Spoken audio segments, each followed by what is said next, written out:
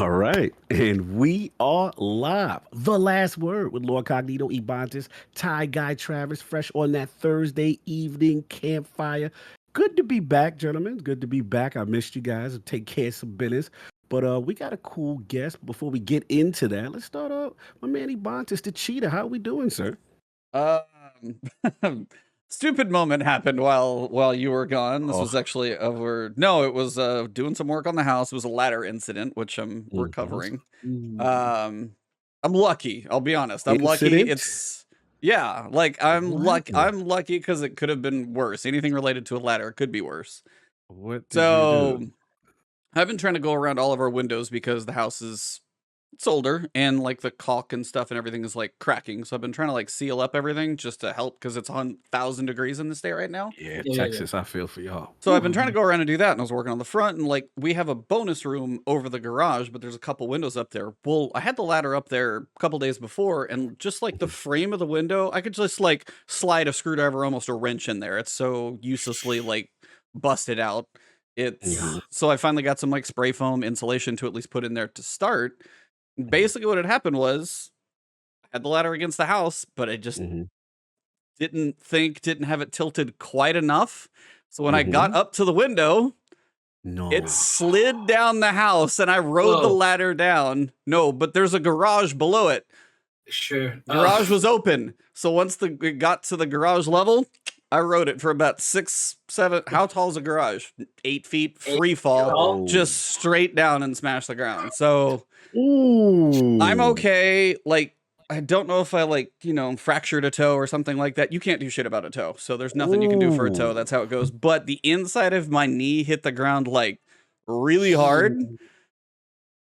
Was really Really? swollen. And it was kind of hard to straighten it out. And Ew. it's Oh. progressively been getting better basically. So I was like, I didn't get She didn't x-rays. break It's been, no, I Yeah. don't think so. It's like, cause it's been at this point, it's just like, because when I broke my leg when I was like 16, if you ever do something bad like that, when you stand up and the blood like flows into that area that's injured and Yeah. swells, it hurts like hell. So the same thing kind of Mm. was happening here, but I think it was just a big bruise around a lot of a joint. So it's been Trav. getting progressively better by the day. But yeah, so that was like one of those Wow. moments where I'm like, Damn. that Yeah, wasn't fun. your life flashed before your No, you want to eyes. know the bad thing is it didn't flash. It was a Ooh. slow slide when it went down the side of the house. So it was slow Oh. motion. It was like, I was It's like, even oh. worse. You're like, And there's oh. nothing I could do. I'm just sitting there like, well, and then you just Well, so this is what I say Mm. to Trav. I said he needs to be thankful for the calves he has, the legs to protect it. I wouldn't have. I would have broke my leg with the legs Oh, that I have. the muscles I got in my oh He, yeah. legs saved his, the he body. don't even Yeah. have calves, Rez. He Yeah, has no, dude. cows. So I those have calves. I have clearly, Not calves. calves. yeah, They're bro, those cows. They're full grown. protected him. I got Those insulated the fall. See, Sure. that's what good Yeah, calves. no, That's a lesson.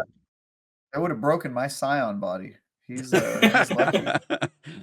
Yeah, Those that's are the nothing. cabal. That would have just shattered through your entire skeleton. Just everything's over. Yeah. No, I'm glad. All jokes I aside, would I'm glad you're okay, I would bro. have That's died before I hit the ground. Just heart attack. Just. But yeah, I mean, outside of that one, obviously been playing a fair amount of Destiny 2 between finishing up Iron Banner and now in Solstice, which we'll talk about both of those kind of in separate pieces. And then just trying to. There's a game that I got called Eldest Souls a while ago. And I played. Do you know what I'm talking about, Travis? It's like a little, basically 2D kind of isometric boss rush thing. And I played like 4 or 5 of the bosses, but I didn't get to all of them. And I kind of got to a point where I was like, all right, now I got to wander around, find somebody, and just kind of fell off of it for something. I kind of picked it back up and I downed one of the bosses. And now I'm working on.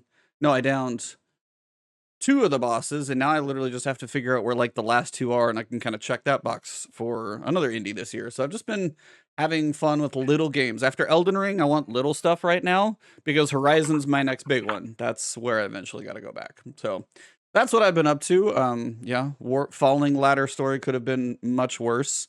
A little bit of not a little bit of massive coincidence. My dad is going to turn 80 this year, and my mom was very pissed at my dad for this because while she was gone, he was on a ladder changing a smoke detector in their house. He actually fell and cracked 5 ribs. Oh my! What So- is he about his family did? My girlfriend's dad fell off a ladder like last week. Now that you mentioned this, I he was broke like- his clavicle, his Clavicle? collarbone. Oh, I completely forgot about that until you. Sorry. Let's So stay away one from piece of ladders. one piece of Jumping in. advice: Window passage. have 2 people around a ladder for one. It's a 2-person Make sure job. 2-person job. That's the big thing. Do it. Yes. Don't be like, oh, I'm just gonna go knock this stuff out. Get that other Mhm. person in there. Yeah, So, for Better sure. idea. Stay away from ladders. Pay somebody else to do it. Someone who's expendable.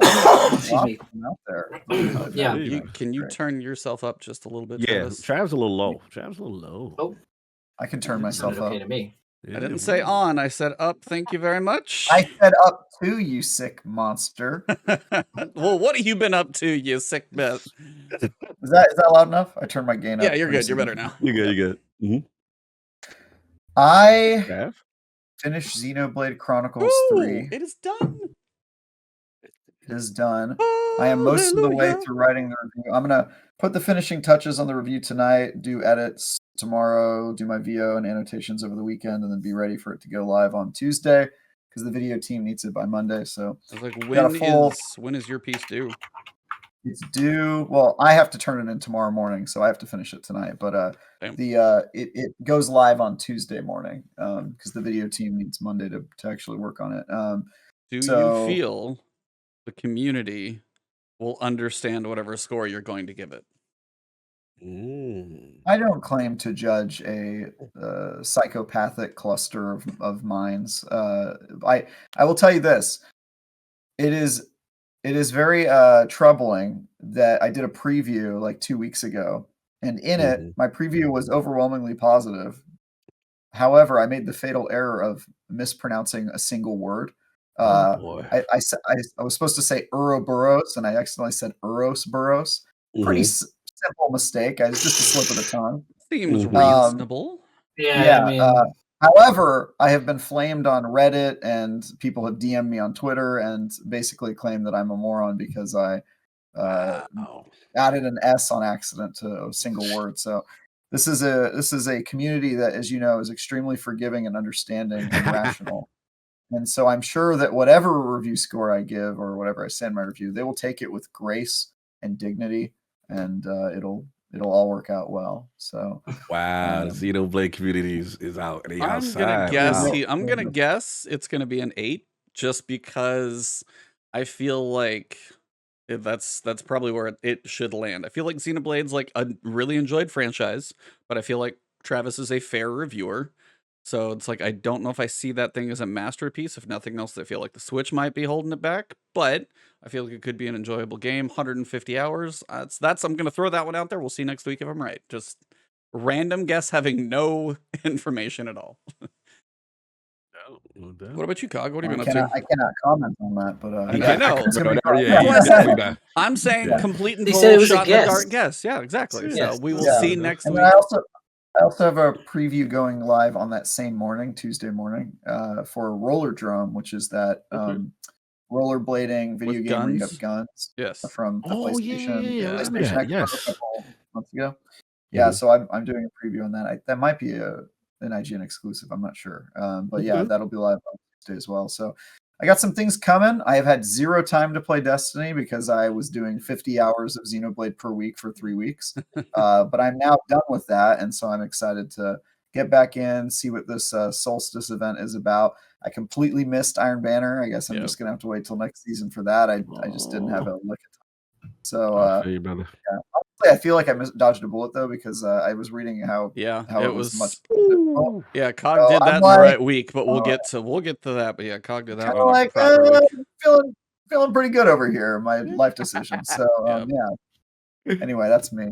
McClunky, everyone. I didn't say McClunky. Senor Cognitos. Yes. Well, first of all, salute to you guys for holding it down. You know what I'm saying? course. Last week had so much going on, and then salute to everybody. You know, say Crip Boff, I apologize, brother. Next time. You know what I mean? His internet apologizes. It's all good. He'll be stateside next time we get him back on. So it's fine. we gotta get it, man. We'll do it right. We'll get it right when he's stateside. Yeah. No worries. But the internet and then my situation. But yeah, for me, it's kind of in the same boat as Trav, man. I've just been so busy. And then I did make a business decision where mentally I needed a break after I did that Iron Lord title. And I was saying to myself, I am not jumping in there. And I see my clan in there. I was like, I am not doing that. And I got the hooks of Naraka Blade Point in me right now. Yeah, I've seen I'm you doing actually that. having fun and That's a game I enjoying it. should probably jump into just Oh, because game's awesome. it's like physical, like melee combat. I feel like it's like something I should 100% be playing. it's like a fighting game meets like Chinese lore with some Dynasty Warriors kind of thing with amazing Spider-Man type traversal with Is it grappling like hooks. kind of the Sekiro grappling hook I feel like I've seen in a clip here or there Very too? much Sekiro as a battle royale. Like, Yeah, that's Yes. what- Oh. And then what it's all right. First of all, it has the worst. I gotta say it's the worst UI I've ever seen. You can tell this is clearly a PC game. Like this is Yeah. not a good UI. But like it's so much intricacies to the game, and it's like a rock paper scissors with the way the fighting is once you learn it. And it's really engrossing. Then they have like this little Fall Guys mode right now. It's funny and it's really good. Like I'm thoroughly addicted. The thing that I think that separates it from me, because I'm such a fighting game enthusiast, is that most battle royales, everyone is the same. It's just what you pick up on the battlefield and so on and so forth. But what makes this unique is every character has a skill set and then a special ultimate ability. Oh. So that's where it's like there's this one little Shaolin monk and So he can it's like turn into this big. Apex plus Sekiro, Yeah, it's Pretty much. crazy. like hero but characters in Sekiro. Gotcha. Yeah. like a hero hack and slash instead of a hero Yes. shooter. Makes sense. It's Oh, so yeah. good. And just the way their take on it is just really cool. I feel that was and in like mystical. not beta, but like early access. I feel like that game had like a year, or it was out for a long time, right? Yeah, What'd you bro, say it was called? Naraka Blade Point. Yeah. Yeah. Oh my I've god. also been playing that cog. Oh, I I had to see. take a hiatus because of the reviews, but yeah, I'm really enjoying that game and been playing it with some of my friends and all that. So Yeah, I check it really like it, man. Oh, So yeah, wow. I've been That doing looks that. pretty dope. Yeah, Game Pass. it's Ninja BR. Yeah, I found the BR for me. The Yeah, Ninja. you did. I am Ninja Battle thoroughly Royale. addicted. Yeah. Yes, I'm thoroughly dope. addicted. So yeah, I've been doing that, and then as you guys know, As Dusk Falls. I've been rocking that. So it's been a fun break. I play a little Fall Guys on the side with the Lords. It's been a fun break. But just like Trav, this is the week. I'm coming back home. I see Solstice. I started watching he bought this video. You know what I'm saying? Trying to see what the strats and all. Please watch that the- video. Definitely helps out the Yes. channel. Yes, it helps out the channel. You know what I'm saying? But look, enough about me rambling. We got this great guest that's been very patient. Indeed. Yes, Yeah, you may have got heard a him. shirt I don't like, May but have heard a couple still great. comments. So let's do this. Welcome to the Last Word, episode number 207. Iron Banner has wrapped up for this season, and those who grinded for the Iron Lord title this time had a longer road to get their title. Solstice is in full swing with some changes from last year, and Bungie dropped a teaser to get us all hyped for the future of the franchise. This week, we are joined by a very cool customer and guest. He's been gaming on both console and PC for about as long as both have existed. This man's creative mind also started very young, with many of his formative years were spent in his high school art teacher's classroom. Up to 4 hours in one day, I heard. So when you take a look at any piece of his hard work, you know that he wants to respect any reference material that may be involved, but they are always bleeding with his own stylings as you look deeper into his work. This man has so many layers that even the name he goes by on the internet has multiple meanings. So it's fitting that he really can't quite make up his mind or make a decision when the time comes for it. So let's welcome a man who has lived on both coasts, but currently is in the Northwest, who has a bit of a green thumb when it comes to gardening, but we're not going to talk about that one today. A Ninja Turtle fan, amongst many other topics. An artist who knows that pixels really do come alive when the lights go out, and who has worked with the Massive Breakdown podcast, Blueberries.gg, and with Bungie as part of the Guardians Mental Health. The one, the only, Irrezolut. How you doing, sir? I'm pretty good. How are y'all? Doing great. Yeah. Happy to have you here.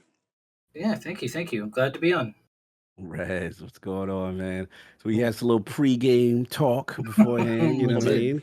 Yeah. A little bit, sure. but I want to talk some gaming, man. You got some interesting gaming history about those burst consoles and systems that got you into man. gaming. Some standouts there, sir, that you want to bring to everyone's knowledge?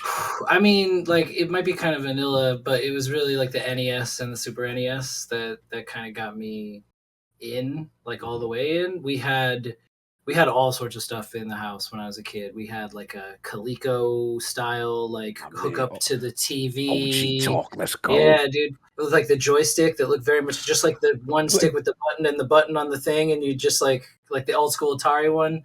I mean, we had an Atari as well and stuff like that, but it wasn't until we got like an NES with the original, Duck Hunt Mario combo, Oh, it's the combo Yep. pack. right? Yeah. And then started getting like the Zelda games and then Final Fantasy, and Woo. we got all of them. We would go to the Toys R Us and look through and look at the back of the thing on each one. Pull off the yellow tab, take it to the front. And old people then, talk. Continue. yeah, for real. And then they I'm got right there with you. they got the Super Nintendo with the Street Fighter cartridge in it at the Toys R Us, and we were like, we have to get this, and so we got that. And then like every Christmas, it was like getting more games for that, and getting a PlayStation, getting a computer. Like I started doing graphic design stuff when I was pretty young, still in high school, so I always had like a PC that could sort of play games, and so I played a lot of different things, usually at like minimum settings, but still got some time in on all those things. But yeah, like early days, everybody remembers the 8-bit and 16-bit stuff because it's still like it persists. That stuff persists not only as classics, but as like people make things inside those constraints as like a genre sort of thing now. It's super cool. So I've had a good time being into games for so long. Very cool history. You got some questions for the man before we pass off? Oh, no, I mean, just when it comes to most people obviously do the 8-bit console, the Super Nintendo, the PlayStation 1, but the fact that you've been on PC just as long, I was curious if that helped like get you into art as kind of access to it, or how did do you think the PC access actually helped the kind of digital artistry or anything of that nature happen, or do you think that's done anything for you? I mean, that's a good question. I think so, maybe just because it's like I was kind of soaked in it. You know what I mean? Like there was always computers in the house, or like at the schools I went to, they always had something, and just having like I legit remember one of the very first times I ever saw art be made with a computer, and it was in a gymnasium at Sherwood Forest Elementary School in Winston-Salem in like 1988, and it was a dude that was like, check it out, I can make this circle, and then I can change the color of the circle, and then I can erase the middle of it, and then I can make the top blue and the bottom red, and I made the Pepsi logo. And I was like, he made the Pepsi logo. How'd you do that? Like, and mesmerized. I mean, I think I was like 7 or something, 7 or 8, right? I was so young. It was when I was in grade school, and we had a computer at home, but it couldn't do that. Like it absolutely could not do that. And then a couple of years later, we got a Mario Paint cartridge, and I was like, I kind of do have a computer that can do there that. You go. And so like I did understand all that stuff pretty early on because there was always a little bit of a connection to it. And then once I started actually doing graphic stuff when I was in high school, I had to have something that could actually, had a little bit of weight to it, a little bit of muscle as far as like the processor and the RAM and stuff went. And so I really could just start kind of adding in like more and more game stuff and going back to because I'd always played games on PC, but never like a lot of them, right? I wasn't like huge into any single PC game or anything because I liked to do so many of the other ones. Like you held it old and true with the Oregon Trail on the DOS screen.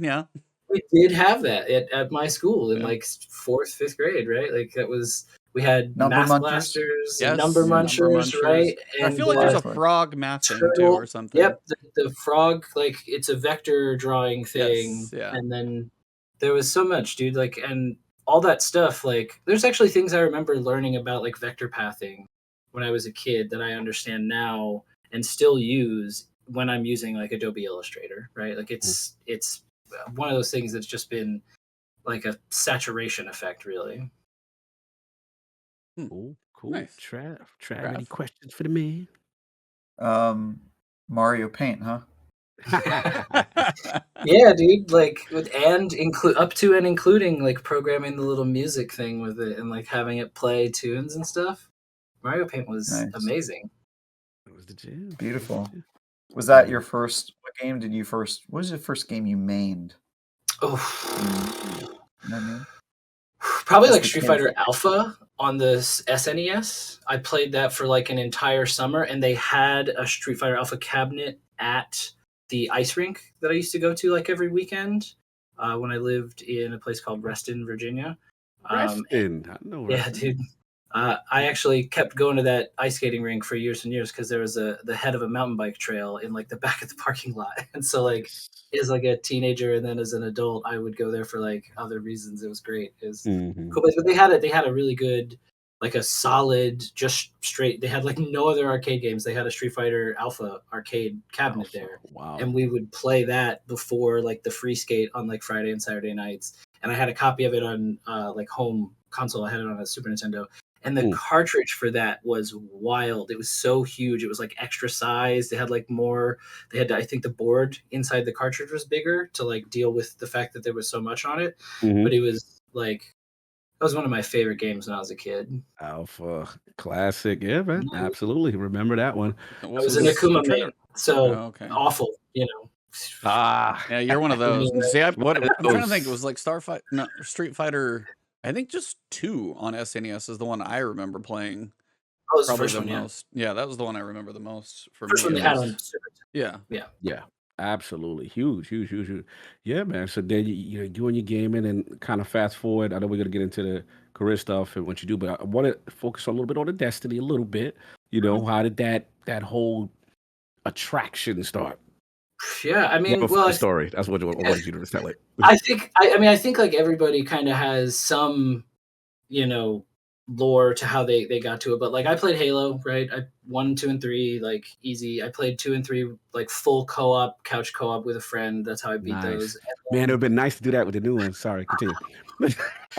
I have go so listen many to things please to say about that, dude. Please go listen to Defining Duke as they talk about the woes of that game. Man, you can do it right now. You can play it right now. Oh, it's released. The full release is out. Yeah, I almost got to play on the I'll boot up my Halo Infinite, see if it's there. Yeah, it was a thing where it's like I almost got to play a test flight early, but then it was like, oh, you also have to have been invited. And I was like, fine, I'll just wait. Like it probably just be a little while till they open it up to more people. Yeah, so. I'm just gonna wait. So I only have the multiplayer installed still for Halo. But you can't play it, Cog? No. I mean, I've got the the Insider beta thing. Insider beta thing. But I'm gonna wait because I want to do it the right way. But yeah, so like it was like 2014, right? So I'm walking around Target. I don't even remember what I was there for. It's probably just like socks or whatever, right? And it's Target. What are you going to Target for? So many things. You can go in Target and walk out of there with about 20 different things. So yeah, Target can be trouble. Target, sir. Like so, that's the only reason you hold on. The only reason you say Target is if you're talking down about Walmart. It's like what? Listen, there's levels to this. And then Travis is out there in San Francisco. What is Target? What is? I've only got Whole Foods and then upgraded Whole Foods. We don't even have these things. Trav, it's not even there. That's right. I mean, San Francisco is pretty against like larger companies. I know Walmart's not allowed in San Francisco. I didn't even realize how crazy. Wow. They're anti-union. It's crazy. Anyway, you're right. You're right. Yeah, it took a long time for there to be places like that in DC too, and it was largely for the same reason, but they edged in, over time. Shout out to Addict. Dropping into chat. What's up, sir? Everything Travis says is right. Hey, there you go. Podcast. I agree with. There you go. Good stuff. Good stuff. I think because I slandered Halo, I think now he betrayed me. He's on Travis' side. Continue. I mean, so Tarjay, right? And I saw the display and I was just like, oh, I'll try this out. And I started playing it and I didn't really like it, honestly. Like at first I was playing Destiny 1 and I was just like, this feels weird. Like I had picked Hunter. Reaction. Well, I picked Hunter because I thought it looked cool. And I was like, okay, cool, I'm gonna try this one out. And it just felt like off to me. I know why now, but at the time I was like so confused. I was like, this seems really cool. Like I'm into all this, like this screen with the armor and the guns, and like I want to try this. And I switched over to Titan because I was like looking at the cover. And I was like, this guy looks like Master Chief. I know that's not incredibly creative for me to be like, Titans look like Spartans, like a lot. Or especially in Destiny 1, they looked a lot like Spartans. Oh, yeah, definitely. And I was like, I wonder if that means like it'll play like Master Chief does. And it kind of did. Like it felt a little bit like that Bungie magic that I could remember feeling playing the Halo games. And I was like, oh shit. So I was really interested. I started like just playing the hell of it. And I had a roommate at the time. And I was like, you have to try this. Like we played couch co-op together. You have to try this game. And he started playing it, and I like came downstairs next morning, and he had stayed up all night playing it. I was like, "It's good, isn't it? Like this feels wild, doesn't it?" And he was like, "It does." And I was like, "I'm gonna buy another Xbox so we can have 2 of these." Like, and I was living in the place we were living at was a shared like art studio rehearsal space for musicians, and we had a big projector. We had a huge projector like that was like 40, 60 like inch like tall, and it was probably like 15, 16 feet wide, easy. And it was just like the over top of the stage where people rehearsed. And I had just set up like I had the console plugged into the projector like right behind me, and I was like sitting on a little recliner. I just played Destiny 1 on an Xbox for hours with a buddy, like 40 feet away in the other room. Started doing raids and stuff through that. Started, finding different community members, and like it just fast forward, I don't know however many years it's been now, time has become like squishy in the last 3 years, but like ever since then, like I took a little bit of a break at the end of D1. I didn't do some of the stuff in Rise of Iron. Like I just fell off before that because there was a lot going on inside different groups of people that I was playing with, and a bunch of stuff came out. Like you were saying before we started, like you're gonna play Horizon, or maybe that might have been a few minutes ago. I have brains noodles, but like it was one of the games that was one of the things that pulled me off of Destiny 1. It was like only stuff like Final Fantasy 15 and Horizon Zero Dawn coming out that it was like you're getting pulled away from this thing. And I mean that's a pretty good run for a game. You're talking about mini games earlier. Like that's having something that can like keep you engaged for that long without having to just like constantly buy new titles or everything is like that's pretty good value prop, right? That's like you're getting a lot out of it. And now even you see what they're building every 3 months or so is just like this is what I wanted when I first engaged with Destiny. It's like this is everything. I think well I guess it's probably impossible to say everything, but it's a lot of what people have been asking for a long time. yeah let's not talk about that part. That's a whole thing.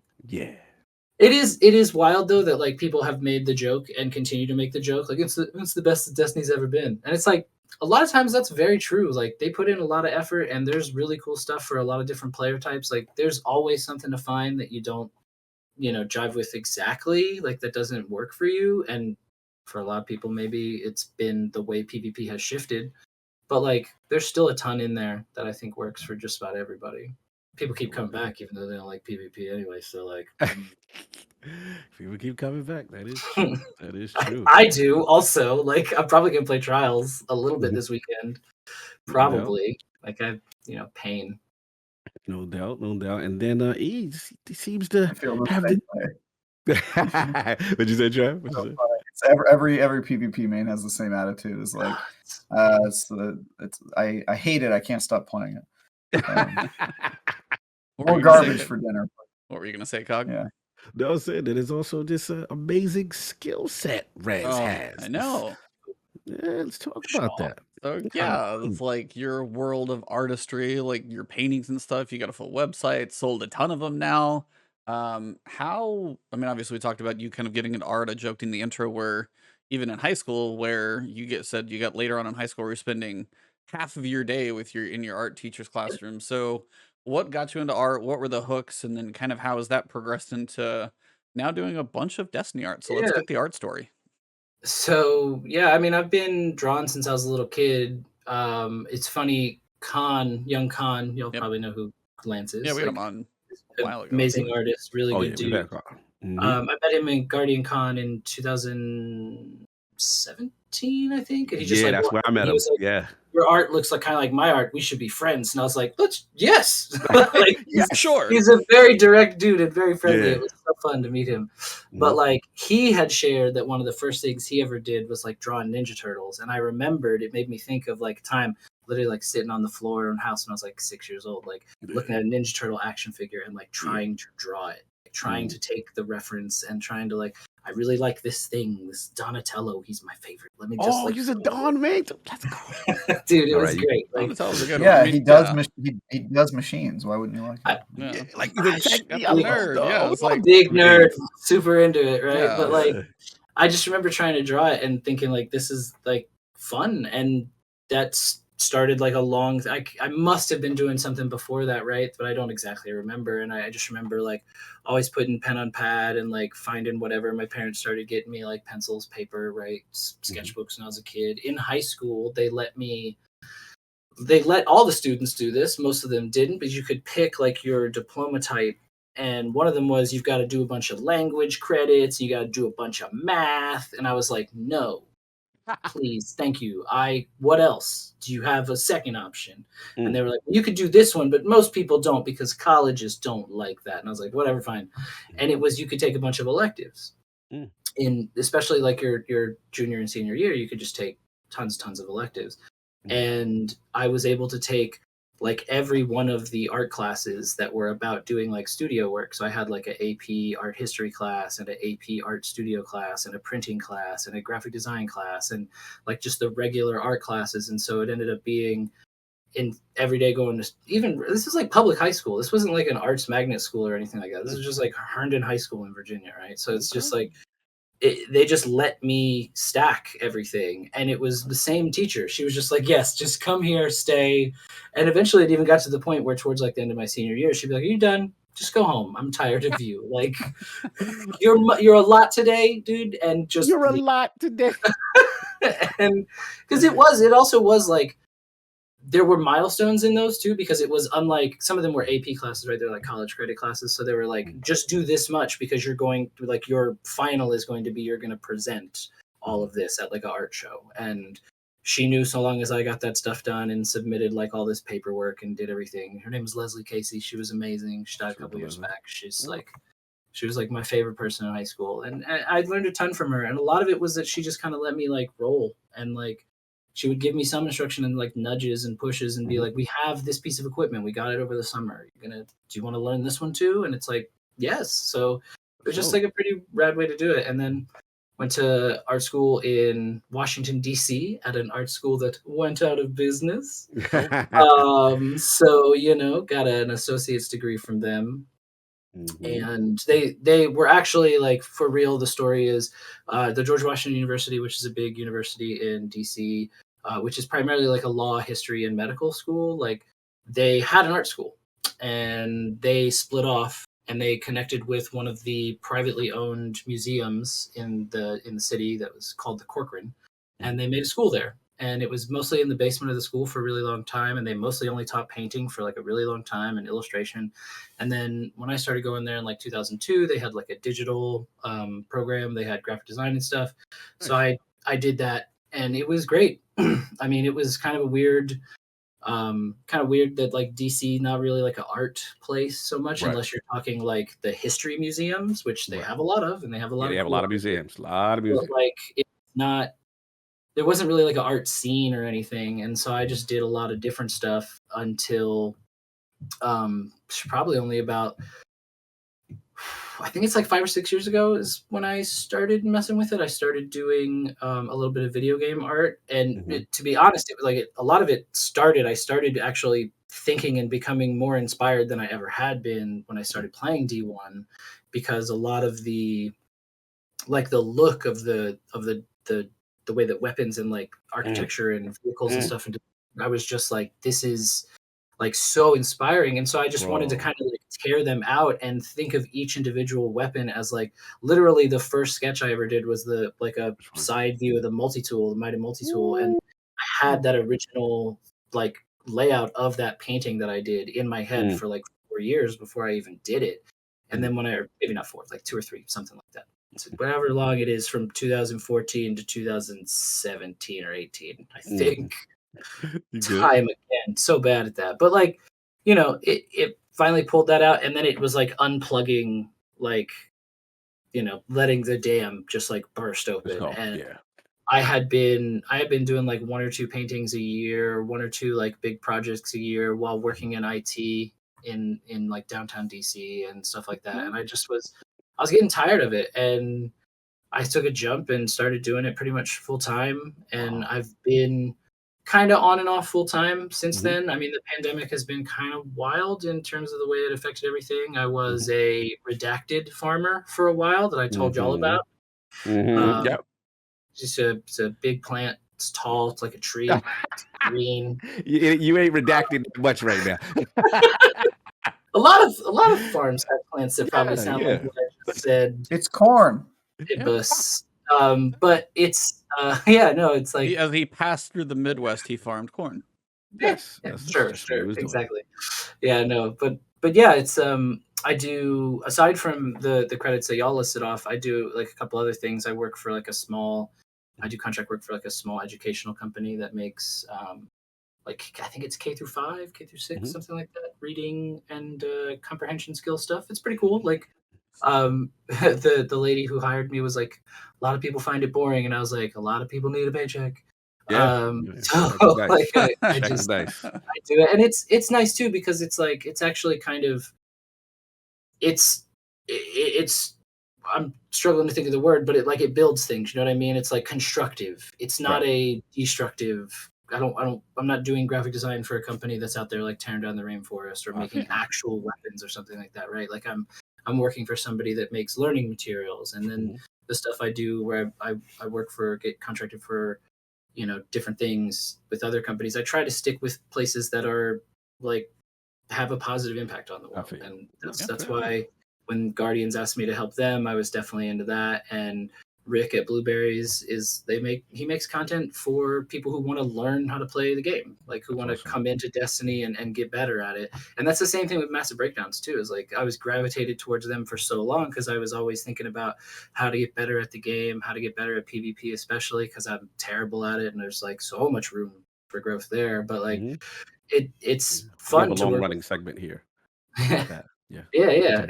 It's I mean, and it's fun to like connect with these folks who know those things. Like I love when people know like about a build or something that gets you further because you experimented or you went and you did the research and the community had come together and built this tool that you could snap in like with your dim. Like there's the dude Mijago who built the armor picker. I'm pointing at my screen like y'all can see it, but like this thing over here that totally makes sense right now. This dude, it's a plugin, but like you know, that was huge. Like finding people who had built so many like constructive and functional pieces of the community and being like, you know, you can like plug these two things in together and this person designed this to fit with this. And I'm just like, I have a tier 3 armor build now. Like, there you go. Salute. It's good stuff. Yeah, I was like, I think Destiny has had quite a journey for all of us. Sounds like yours has been kind of 2 tracks at the same time, both the game and then the art appreciation as well as kind of you're doubly vested in the game. We typically just have the gaming side, and you've all of us are actually. Well, content creation, podcasting, we're all over. Yeah, that's true. We got multiple facets of our lives. Literally all thing, So. For how long the game got previewed, by the time this saga finishes, it's going to be like a quarter of my life that this game has been around. Have you guys ever thought of if you would still play Destiny if you didn't do something for it? Oh yeah, and the other way around too. Like I'm going to keep playing this game, and I want to stop like making content. For yeah. I mean, like I wonder all the time, like would I play Destiny if I didn't have to? See, I was the last of my friends to keep going. Yeah. So it was like I was the one doing the solo stuff because you do all your events solo.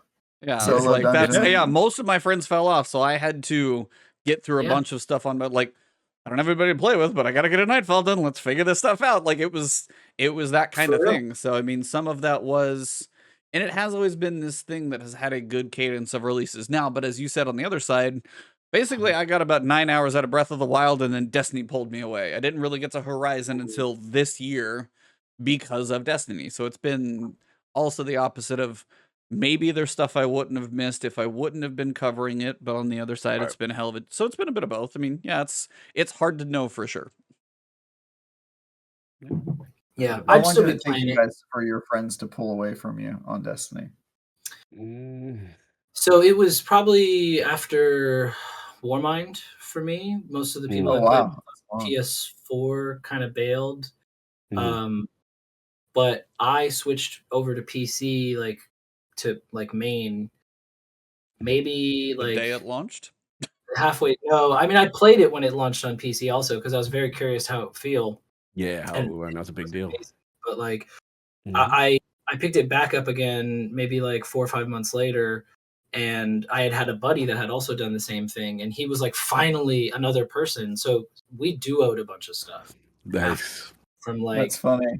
you know I think my friends left 2 weeks after D1 launched. It was like very Wow. short window. And Mhm. then I was That's running solo for, until today, basically. Mhm.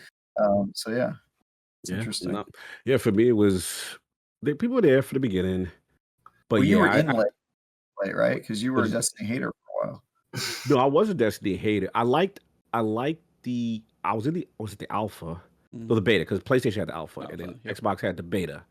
I was in the beta, I liked it, played the campaign, and I'm like, I don't get it. Like, I mean, don't get me wrong, I like the feel of the game, and I thought it looked cool. But I played it like a traditional game, like it was a start and a finish. Oh, So yeah. when I finished, and then the speaker did that little speech, and then and I'm like, yeah, oh, the that's stranger it. gives you the gun in the Yeah, hangar. I'm like, You're like, all where is right. this epic Halo story finish Yeah, going like on? it just the end, the quote unquote what I thought was the end left a kind of sour taste in my mouth. So I was like, all right, I'm done. And it wasn't for, like I said, shout out to my friend Sinister. It's like, no, the whole forever 28 and get to level 30, and then we got to do this raid. And I'm like, for what? Like, I've done what I had to do. He's like, no, bro, you have to. Yeah, I was like, for what? At Like, VOG? Was this VOG bro, time or was this like VOG, yeah, prototype? and Okay. that's why VOG is always gonna have a special place because Yeah. I was done with this game. I was just like, yeah, whatever. And I'm like, yo, what is this? This is crazy. Like 6 people doing something and figuring things out, and the game's not holding my hand nor telling me. And it was just moments. It's actively pushing you down Yeah, and going, and I'm why like, can't you do this? yeah, How like come people you make it can't funny do because I can't jump on this platform, and I'm like, all right. And then the oracles was a fun thing. It was like, all right, shh, listen to the beeps. Yeah. And I'm like, all right, okay, I see that one, that one. It was just little fun, goofy things that I've never seen a game cooperatively do for console in an FPS space. There literally had been. It's like it followed kind of the path of the way that like WoW did certain things. Yes. And I had played Final Fantasy 11, so I was familiar with doing like large group content. Oh, like, okay. It was like feeling that in first person was Yeah, it blew my mind. I never did anything cooperatively like that before. And it was puzzle solving, it was platforming, the DPS phase stuff, bosses. I'm like, yo, what is this? This is relevant. Then I'm like, I became the champion defender of Destiny, and you are not gonna slander this game because I would pull like a Travis, like I would call him up. Did you do the raid? But did you do the raid though? Oh no, I didn't do the raid. Ah, shut up, because you didn't do the raid. Then you get back All to me, three do the characters? raid. And then I started converting people. It was like a church of COG. I was like, yeah, you did the raid now. Now it's all good. And then people, And then the that's how I pastor got left into for Destiny. PC, and then his congregation Oh. was mad for a while. You were you Yeah, were and a I was the big devil influence on your with shoulder who pulled you out of the out of church. Yeah, you was from that rival church over there in Church of PC. Unlimited Frames? Was that the Yeah. church? The church Yeah. of 60 frames, the church I of was enlightened. FOV, and all that I was stuff. Yeah. enlightened. Yeah, Oh, FOV and all. Yeah, I recently switched to an ultra wide monitor. My buddy to, just did that too. mess with the FOV even further. Are you serious? It's Beautiful. so good. It's so good. Oh, my It's buddy, extra peripheral vision in everything you play. It's my great. buddy just did. It was the new. I think it's the Alienware Quantum Dot ultra wide. That's like pretty recent. So it's like 240 hertz, 1440 Quantum Dot. Like, and he's been messing. He's like, I always like gave ultra wides a hard time. He's like, damn it, and he loves it now. It's like I got my 4K 144 HDR, and that's like. But then the ultra wide would be the nice piece to have, but I can't have all of them right now. And all you have to do is spend 30 hours a week maintaining your PC. Yeah, I mean, I don't though. I really don't. That's the thing. Like, As long as you don't liar. pour a bucket of liquid in the top of your PC, you'll be okay. don't That have was a time. lie. That happened live to Don't me ever on do that. Yes, I know. Believe me, you should Bro, he not. had it. Oh, Yeah, He that was a did that heart attack and a live before. half. We Oh had my Tom God. Warren on from The Verge. Yeah, we had a big guest. Yeah, big guest on right before the show. Like, we're in pre-chat like we were before. yeah, And I yeah. had like a whole ice shaker of Advanced GG mixed, by the way. And like the top, like I knocked it and it goes into the top, and I had recently got a case that the top is open. So it's got high airflow like exhaust fans. So it just went in and it dripped down the entire, it's red. Oh, I pulled the plug, I ripped everything. I think I was bathing it in alcohol at a point in time. Yeah. Like, it's still So alive. bad. So it so bad lives, for him. but man, Yeah. nearly Me and Trav sit crapped there, my and he pants was on like that one. frozen. And we were like, what What is going on with E? And then he just drops. I jumped From the back in the circle. Discord call. Yeah, and he was frozen like this. Yeah, he goes, oh shit. Oh, Yeah. And then I now jumped- he can cry. I jumped Perfect. back. I jumped back in the Discord call, and I was just. My wife is one of those moments where, like, your wife knows you well enough. She just heard me cursing constantly, and she was like, "I just left you in the room. I knew you were okay, but I'm not gonna get near it." I was scared to death for you. Oh. Yo, shout out to New He said that's liquid cooling. That's liquid cooling. Liquid Yeah. cooling. Unfortunately, the only way to great. really do that's mineral oil. But yeah, it's a whole different fun That's project. the story of why East started hating sauces, especially Earth sauce. They did him dirty. They did him dirty. Water, that earth sauce, man. Oh my God. Seriously, What you a- guys yeah, were that was, still. that was a day. All right. Well, we got some stuff going on in this game. That was a Excellent. nice little transition, fun piece Yeah. there. A little throwback memory pain. It's fine. Now I'm hurting in the head and in the knee, so it's good. No, so Iron Banner. I did actually get the title. Did it the night saw it. before because they had like 3.5 hour maintenance, so I was not going to be able to get up and get it. I did polish that title off. I think I got it at like midnight, went to bed, and I was like, cool. Nice. I wanted to get your guys' thoughts on Iron Banner on Rift. They did get the Mercy changes. If you guys, I know Travis, you hadn't been, but for those of you guys did play, how is Iron Banner? How did Rift end up for you guys? How did it go? Because I know Cog, you didn't play with Mercy because you were done. I have a story, but though. you had a faster run through the title than I did. For So a it's- special someone in the chat that's here that wants to hear the story. When it's my turn, I'll divulge the Well, I story. mean, you can't just like Oh, leave us sorry. hanging. All right. That's So, like jumping on the end of the diving board and being like, apologies. Okay, shout out to my clan, man. He's in the chat right now, very salty. DJ Oros. You hear the name what's off. up? Second place. Oh, that's too soon. Got him. This Cavs a song. That's too soon. Anyway, shout out to DJ Oros. The Destiny DJ Best has left the chat, is what it DJ should left say the chat, right I should now. say. So, remember we had the conversation before when Banner was announced, we were all concerned like, yo, the limited time, there's only two weeks or whatever that you could do it. How would it work? What if you miss it? He was in that situation where he literally had to work predominantly the first week it was out. Yep. Now, in his defense, it was double XP that week, right? I was in there grinding because I'm like, you know what? I don't know how. It was one of those rare moments, Trav, work-wise, where I'm like, I don't got a lot going on with covering games. Let me knock it out. And I did the grind. The hardest part was just the prestiging the two times and the objective portion. Make sure you touch the spark, kills the right with spark. Touch the spark just to get that progression, right? So I get it. At the 11th hour, knock it out. So now Iron Banner comes back around, E. I am so burnt out I'm like, I am not touching that. I am not doing that. I'm taking a mental destiny break. I see my whole clan in there. Nope, I'm over here. I'll be over here doing the Rock of Blade point or playing these other one-player games. This is what I'm doing to mentally decompress from that torture that I went through, right? So I'm watching him, and my poor boy, man, DJ, he's like, the last day he's grinding. And literally, Bungie says, like, what is it, a couple of hours before reset. They So, have 1 hour longer maintenance than they with had. the maintenance. And it's 1 hour longer than we normally do. And we're doing it before the reset. And he put a screenshot of all he needs is the prestige, the second one. and the circle is 90% Oh, Oh closed no. with that little opening, and he's trying to grind, and they shut it off. He's like, "Cog, I can't get in," and I'm like, "Are you serious?" So I was like, "Yeah, it's usually be like an hour. You good?" He's like, "No, I knew that's there was it." going to be 3 hours of maintenance. They had mentioned that on like a tweet or the Yeah. TWAB or something, but it ended up being like 4 hours of maintenance. Like Yeah, it went well. they made it even longer. That was the Mhm. thing about it. Look, I felt this pain because my only thing, look, maintenance is going to happen, but the thing that killed is like to do a maintenance before in the middle of a special event when you don't get the same amount of time that the first group had. It's Yeah. kind of tough. You know what I'm That's saying? Now rough. I get it. Hey, Well, bro, you and should you have. also couldn't Yeah, get the same multiplier. You stopped at exactly. 8.8x. You could only Yeah. like you guys had Yeah. 11x and you guys had double rep because Yes. they had the Yes. Because it errors. was And this crucible, yeah. yet they Yeah. didn't double the rep at all for this week, even though you couldn't get the full Yeah. reputation gain.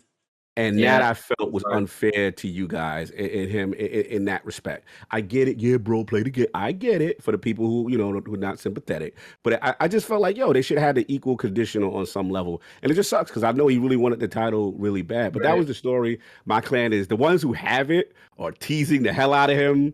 Like, hey, bro, I don't know if you could be in the Iron Lord podcast title without the Iron Lord. We got to check ILP your clan, credentials. yeah. We'll let you back in next season when you get the title, yeah. He's getting clowned. Like He's right now on the hard. hot seat. He's on Oh, yeah. probation Oh, until yeah. next season. Yeah, it's tough. But Um, anyway, that was the story. So did you play much at all, Rez? Yeah, I got it first week. So I'm I the was a idiot. little, Cool. I was I was a little obsessed with it the first week because I was telling y'all before we started, like Iron Banner is that's the reason I started playing PvP and Destiny in D1 in like the first place. Is a thing that actually got me inspired to try for once Mhm. because I'd always messed around with PvP a little bit, but like Iron Banner has always been one of my favorites, and I was kind of bummed that they took power level out of it, just because it's like there's very few places where it matters at all, and like because I play so much PvP and like to do like raid helps and stuff like that, like I end up pretty high light pretty quickly. You So enjoyed it just always, smacking people in that first week. That's what you're saying. it always felt pretty good to be over leveled I in the see. first I week. see. So you you just know? enjoy crapping on the little So, guy. That's fine.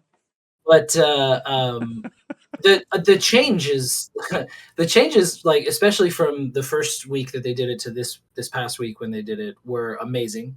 I really had a good time with Rift, so I had a lot of fun playing objective mode. I played with people, so like the part where you had to actually like touch the spark and like run the spark, we took turns and we talked about it. You Right? guys are So we were milking the like, system. somebody was like, yo, I still need this many points. And it's like, why don't you just try to carry this time? We'll guard you on the way there. And it works because you're already trying to play that mode. You're already trying to guard someone who's going to run for you anyway, or you're trying to like, guard somebody who's got, they're going to be able to buff you. You're guarding the hunter who's running Omniarch or something like that. You want to, that sort of thing. So I liked it a lot. I liked that it was a limited map rotation. I could do without its convergence, right? The one that used to be Pantheon. I could do without convergence just because it feels pretty broken. One of the spawns is pretty broken. It's pretty easy to spawn trap people there. And I'm also just I don't want to play on convergence anymore. I'm sorry. A lot of people have had some Sorry, like couple different videos and podcasts. Like a lot of people just that map apparently can now go in the bushes. People are kind of done with that one. It's just time, and I don't want to like it's kind of a dead horse thing, but like not having new maps and playing a lot of the older ones a lot just does feel pretty bad. Like I would prefer new stuff. I know that's a huge time investment from their team. And honestly, I've been really hit or miss on the new ones. Like I didn't like the new Vex one they threw in. I feel like I'm on the other side of a lot of people. I really like the new Throne World one. Sub something. Yeah, I know what you're talking about. Yeah. Conjunction? Conjunction? Something. Whatever. It's We're good. We're about to say grammar words, so we should probably look this up. It's a cool, very darkness sounding word. Is what it. Yes. I like that it has disjunction. I was close. Disjunction. Disjunction. Okay. It does have I like that it has like 3 very distinct parts, and so you get different engagements in different parts of it. Like there's that middle part that starts to feel a little closed in, but it's actually still open. You've got like the cubbies on either side, and you've got the little top places where people can try to hide. Then it's got like the big pond area, and then the area where heavy spawns is like they're all very different, and it lends to like different play styles. It allows players to have much more varied loadouts, because there are places where, especially on a mode like Rift, it's like if they take the spark in that back hallway, you're going to fight in the back hallway. Like, you don't get to be like, well, I want to engage you out here. Like, no, you have to go to the objective. So, like, it gets the engagements to actually kind of flow a little bit more, and the mercy changes were just perfect. Yeah, how was that? I missed out on that. So you played the first week, it was bad. You would just sit there. I would just sit.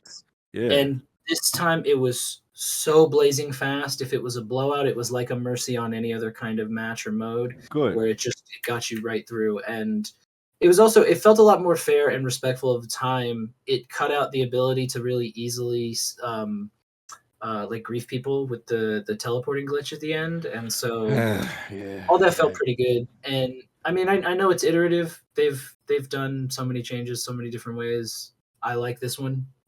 I'm not so salty about the stuff that I don't like that I'm not gonna, it's not gonna override for me. So I've had a good time messing around with it. And a lot of people, especially like we had some old PS4 clan members who were having some fun, like jumped in with us, and cross save and crossplay were like the greatest things that ever happened in this game. Y'all were talking about like PC, we were talking about like early days, different platforms. It was hard. Like, it was hard, yeah. So being able to actually have like a big playlist and a big group of people that can just hop in together is, I mean, that's when Destiny's at its best.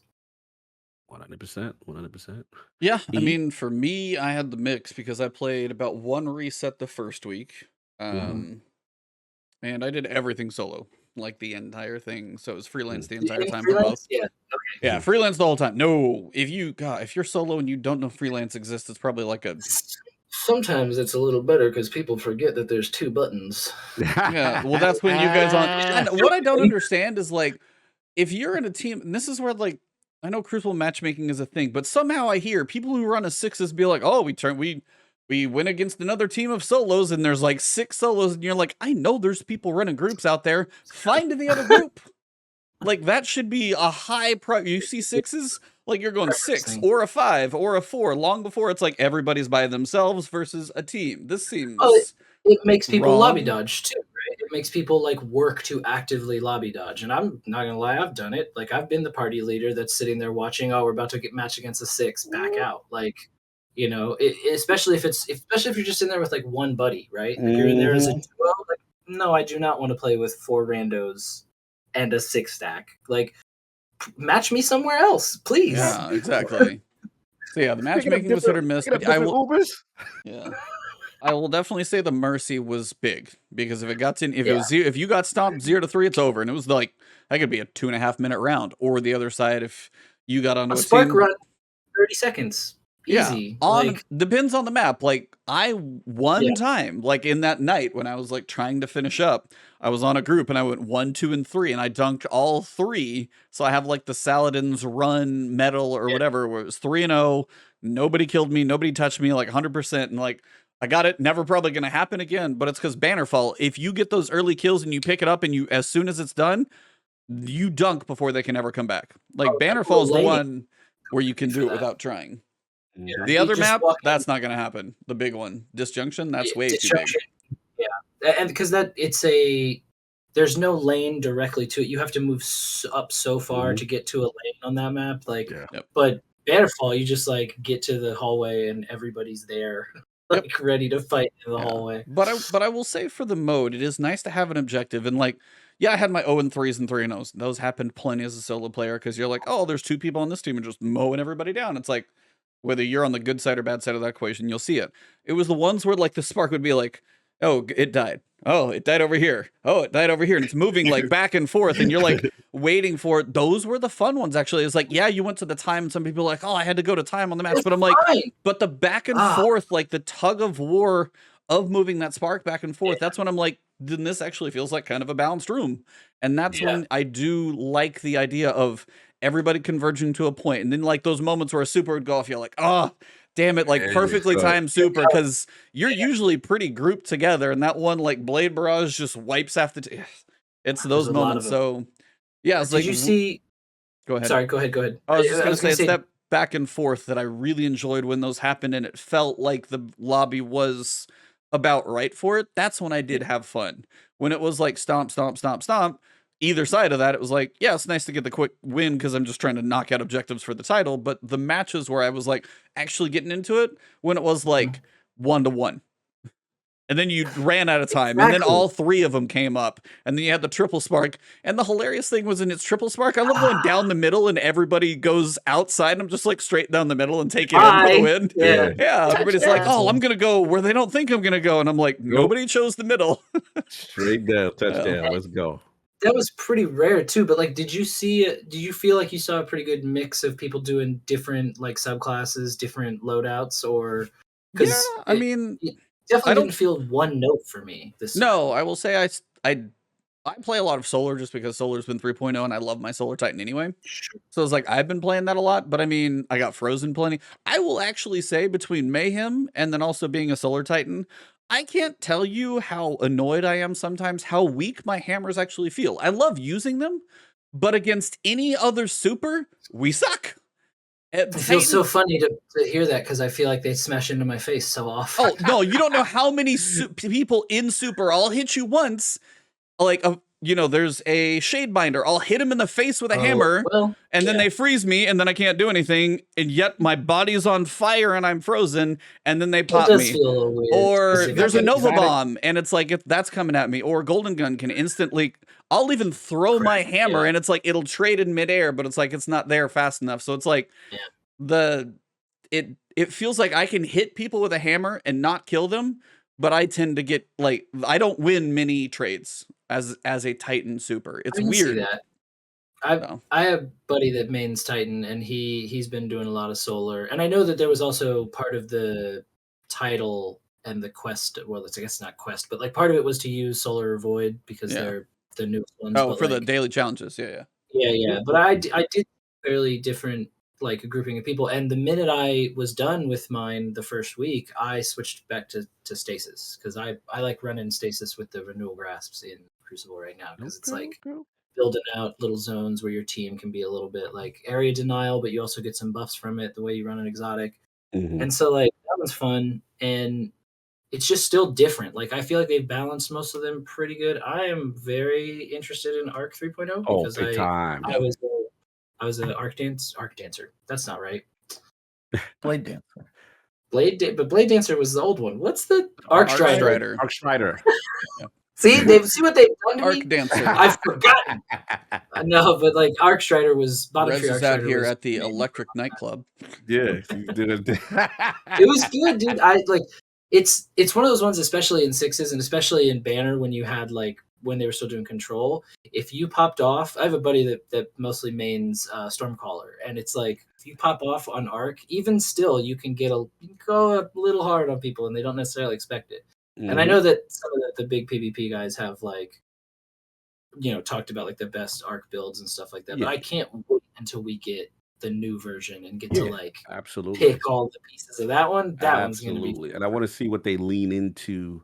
Obviously, Void had with suppression and some healing. The verbs or whatever, right? Like I want to know what the verbs are gonna be because, like, I gotta lie, like Ignition.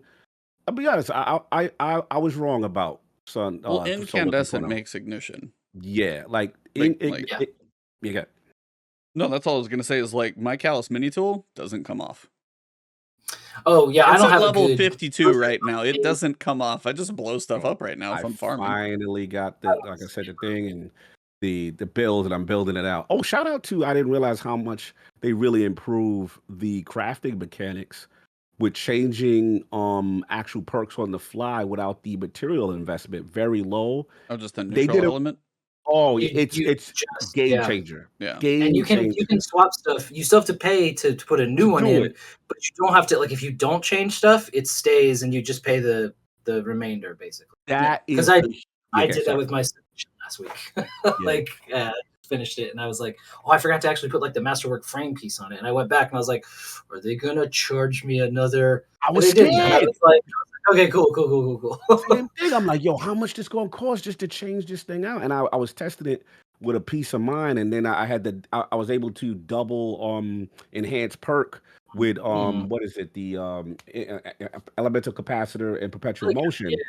And Oh, that's like my god roll. That's my baby. And I had it just the elemental capacitor portion enhanced. So I was like, you know what? I got enough materials. I figure it's gonna cost a whole bunch. I was like, I got everything now. So I'll invest. So when I went to do it, they were like, oh no, all you gotta do is change this one thing. It's only gonna cost this a little bit of neutral elements and your masterworkers. I was like, oh, okay. it was Finally, reasonable. yeah, you're so right. Like it was way too complicated to begin with. Way too. Yeah, And it so could have been salute to them. worse, as Travis is very happy it's not. But I gotta shift the conversation just so this Yes, yes. podcast doesn't take too long. Yeah, sponsors. No, Solstice launched on Tuesday. Now I know Travis has been busy. I want to get Travis's rumblings through the streets before we get into those that have played, because if he hasn't dove in yet, I want to see what it sounds like from the outside to Travis. So how has Solstice sounded like to you? Yeah, so obviously last week I was on the show talking about how upset I am about all the new currencies and Silver Ash and yada yada. I did not get a chance to play, so I haven't had time to investigate myself. But interestingly, a close friend of mine who I've had for a while and gamed with in the past recently was peer pressured by his friends into playing Destiny 2.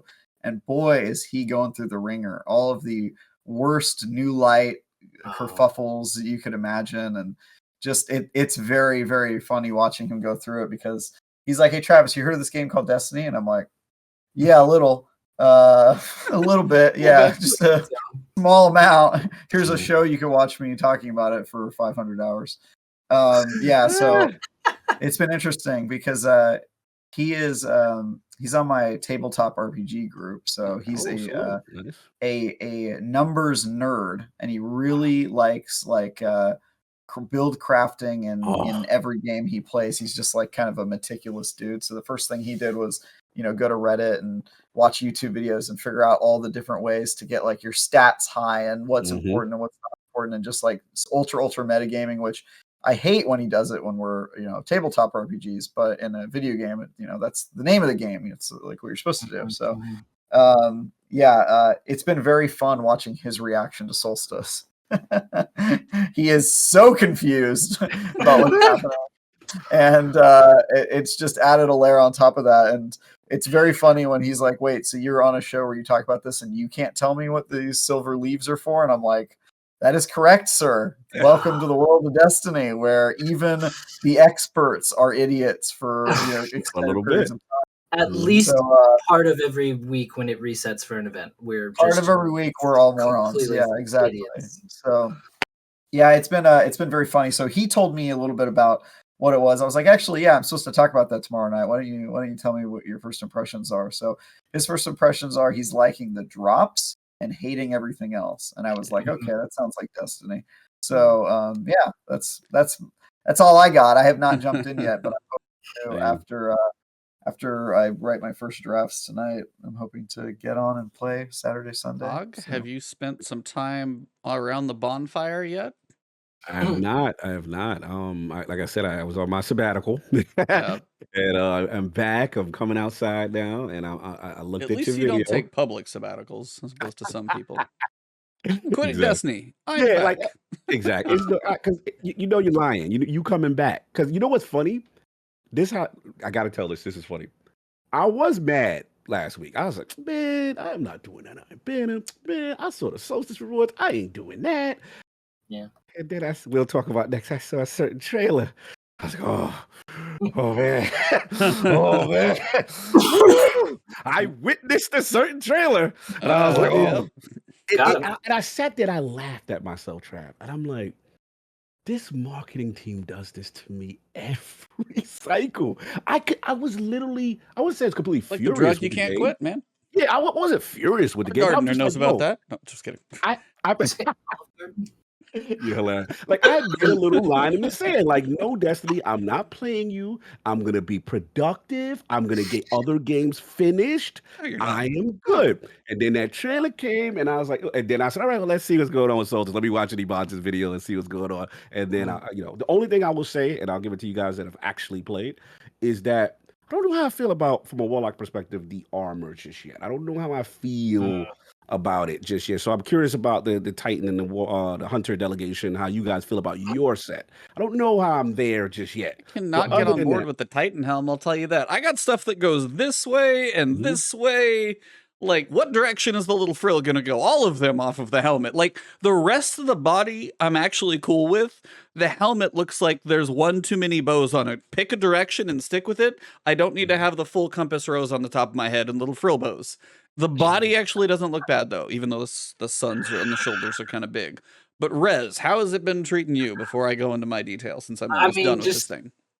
just to go off what you were saying, like I this is always kind of weirdly disappointing when this happens, but I saw the concept art for the Solstice armor, and I like the art. Like I like the sketches of it so much more than I like how it looks in the final game. product. And it is so weird. And it is also like the sketches, they had done these really expressive. The Titan looked like real beefy, and like it was like a little different. So I think they were kind of making it look a little different than it would in the Box level. game, no matter what.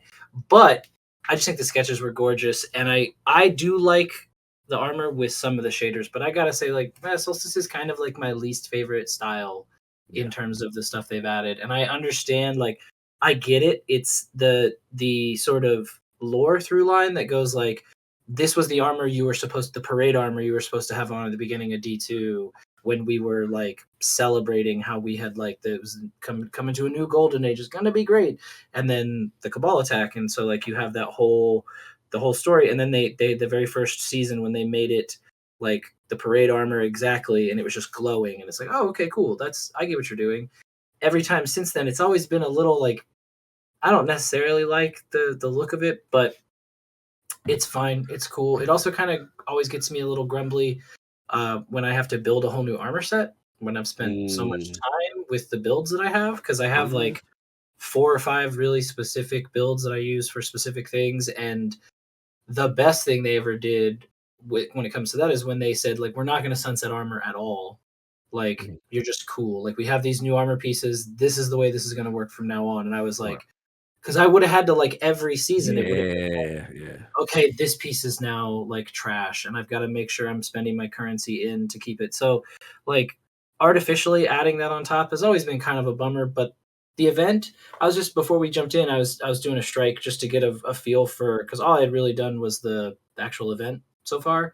But I wanted to play something in the playlist where it gives you the reward cycle, where it sort of says, okay, now go back and do the other piece. Right. And I've never minded that, because like there's always like, you're coming in, you're going to do your pinnacles, you're going to do your weekly stuff.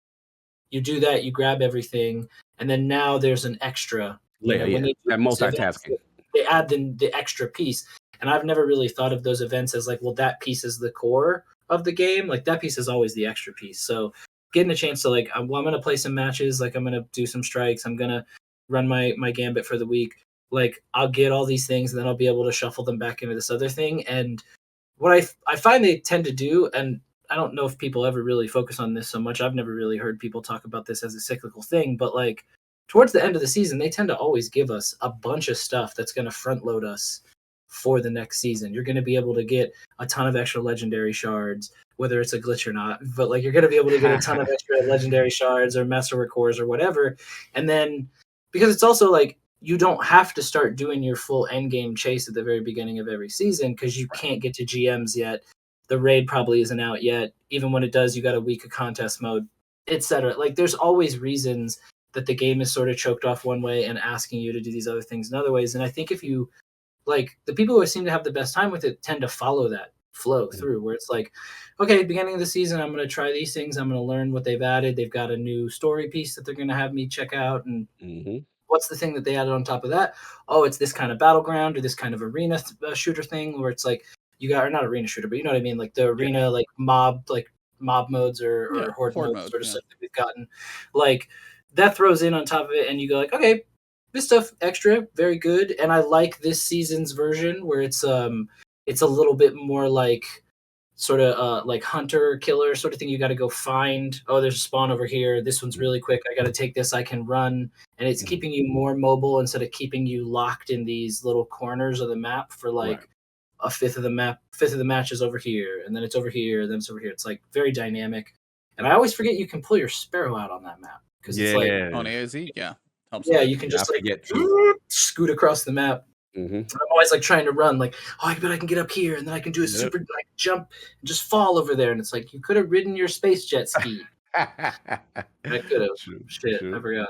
That's right. But yeah, the loot thing, the currency thing, like I understand what they're trying to do, like from a design perspective, that it's like they want us to have an interesting and engaging loop through it, but it is so confusing. Oh, you don't say. So confusing every time. You don't like additional currencies? And what is it like? I experimented with it a little bit, but you have to like one of the currencies you use to unlock another thing on your armor. All right, let me break it down.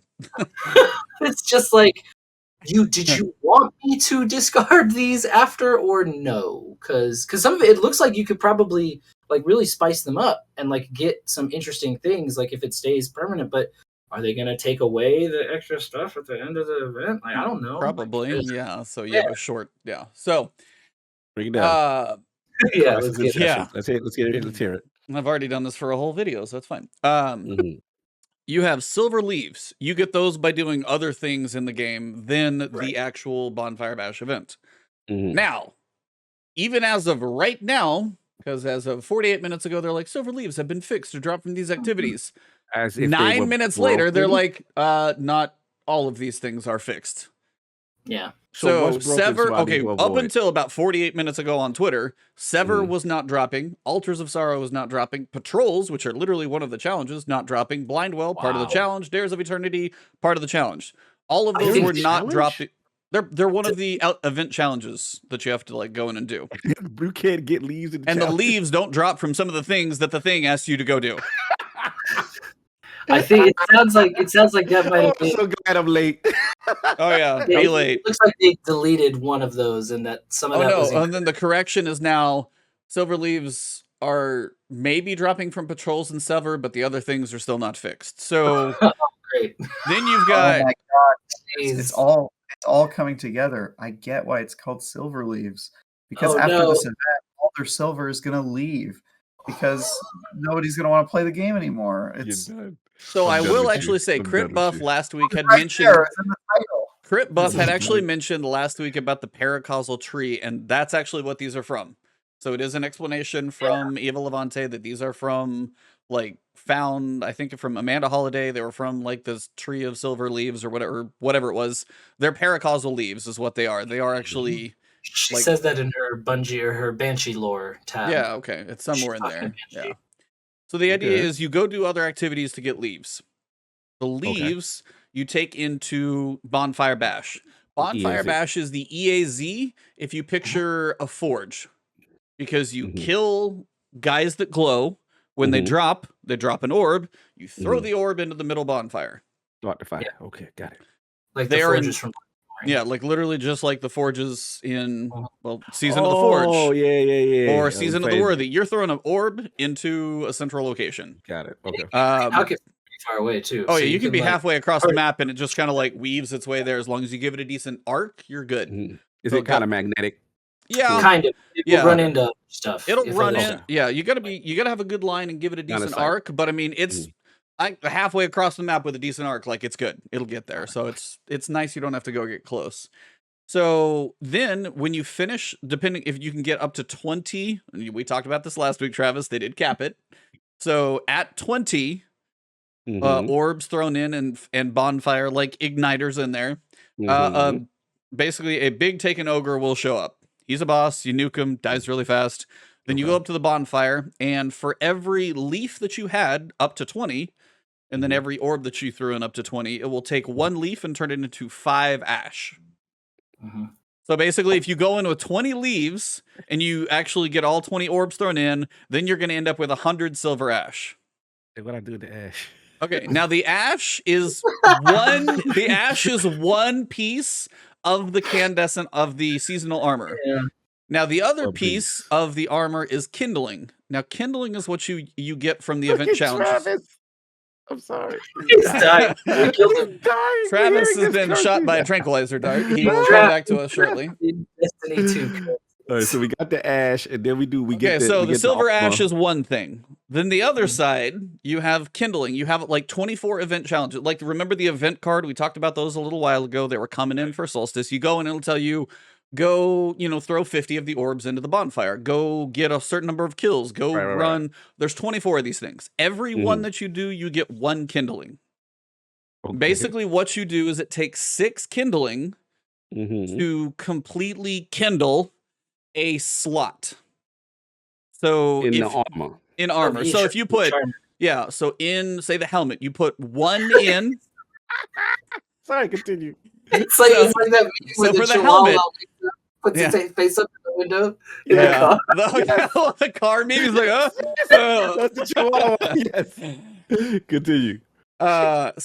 So for take like the helmet, you would do small kindling as 1, then large kindling is 2, and then to fully kindle a slot is 3. So it's a total of 6 kindling.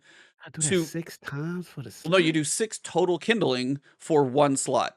When you do, if you do put all of those in your helmet, you never have to put kindling there again. The idea is you're upgrading the stat potential of the armor. Oh, okay. So it starts as like 49, then it's like mid-50s, and then you can mess with the 60s. Oh God. Okay, so that. But what about the actual mod slots available at the lowest end of the kindling? We still have a full. You still have the mod slots. You just have crappy stats. Can I ask a question? Stupid question. Go for it. Yeah. Is there any chance of grasp of avarice level? There's no avarice. Slot? There's no extra slot. It's not that. All this? No. But it is like the other side is like instead of mod slots, it's you could really maximize like your like stat potential. Yes. Because, so y'all know exactly. There's two stacks, right? You got your top 3 stats are one potential pool of stats, and your bottom is another potential pool. Like you can min max within those pools a lot easier because instead of waiting for the rolls, you can go like, well, I am going to actually invest into making mobility be the stat that I want on this. So it's in a sense, it's like you said, it's configurable stat distribution influencing that on some level. Basically what happens is like you've got a total of, I think it's like 34, 35, 36 on the top, and you have the same split on the bottom. And what happens is when you get to the top tier of armor, when you go to actually like roll for your stats on that piece of armor, which I'll get to in a second because you can only do it once per piece. I thought we could re-roll, but that was kind of misled. You can buy. Yes. You can buy another. But the idea is like if you focus into, say, as a Titan, I focused into resilience. You're guaranteed 20 there, and then if you use your ghost for, say, recovery, I'm guaranteed 10 there. That basically occupies the top because there's like 30 something, and you're gonna have like 2 in mobility. So that goes 20 resilience.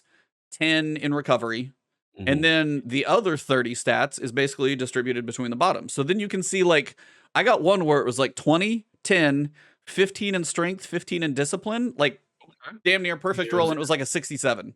And it's exactly where I want it. So if you focus it that way, and for you, especially if you want a little more recovery as a warlock, say, but maybe you want mobility for a jump, you don't care about resilience, then you'd go like high recovery, medium mobility, and then just, do that on a couple pieces. One of your rolls is probably going to put the bottom half where you want it.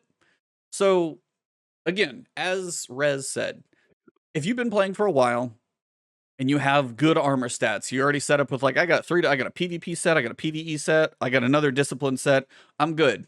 You're not probably going to get a whole lot out of this. But as a free player, especially, or a new player who has some time, you have the ability to actually like build a set of armor that works for like into a very specific build. And you could probably do a couple sets from this if you have the time to do it. Pretty cheaply too. I mean, aside from the time. Yeah, it's like it's time, but it is like you could build like 66, 67 is typically what I end up with once you get a decent roll. And you can kind of finagle the stats where you want to, probably more than we've ever been able to.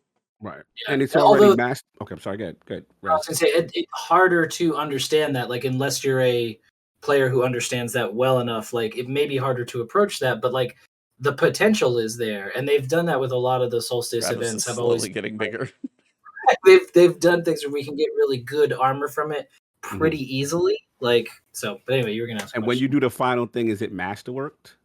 You can still put the 10 energy in for like get more on top. I think you can just you can masterwork. Yeah, like so, like the +2 on each. Yeah, you do get the +2 on each. It's a normal piece of armor like that. It just doesn't have the artifice slot. It works like a normal piece of armor. Last bit. So outside of this armor system and stuff, is there? I'm hearing rumors of like, I don't know if it's a weapon or something. People are going crazy where they talking about like, okay, there's an 20 origin shots of Tsunagi's burning, and I'm like, it's the frame perk. See, that's the part I'm interested. The origin trait on the event weapons. The one is like a 120 hand cannon. It's a stasis weapon. Can get headstone. The other is the compass rose. It's the shotgun.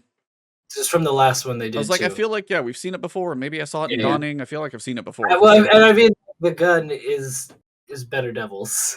Like, oh yeah, the hand cannon. Yeah, the hand cannon's better devils. Yeah, the hand cannon's that's a better deal. Okay, I see what we do. But it's origin trait. Basically, if you hit a target but you get an assist on that target, it will overload your weapon. Well, what happens is people shoot it with their weapon, but then they'll switch over to like Gallahorn and then have their friend kill it. Now their Gallahorn has like 4 shots. They'll switch back to their primary. They'll shoot it again. The next enemy, switch back to Galley, have their friend shoot it. Now they have 6 magazine of Gallahorn, and they can just go 1, 2, 3, 4, 5, 6 without having to reload.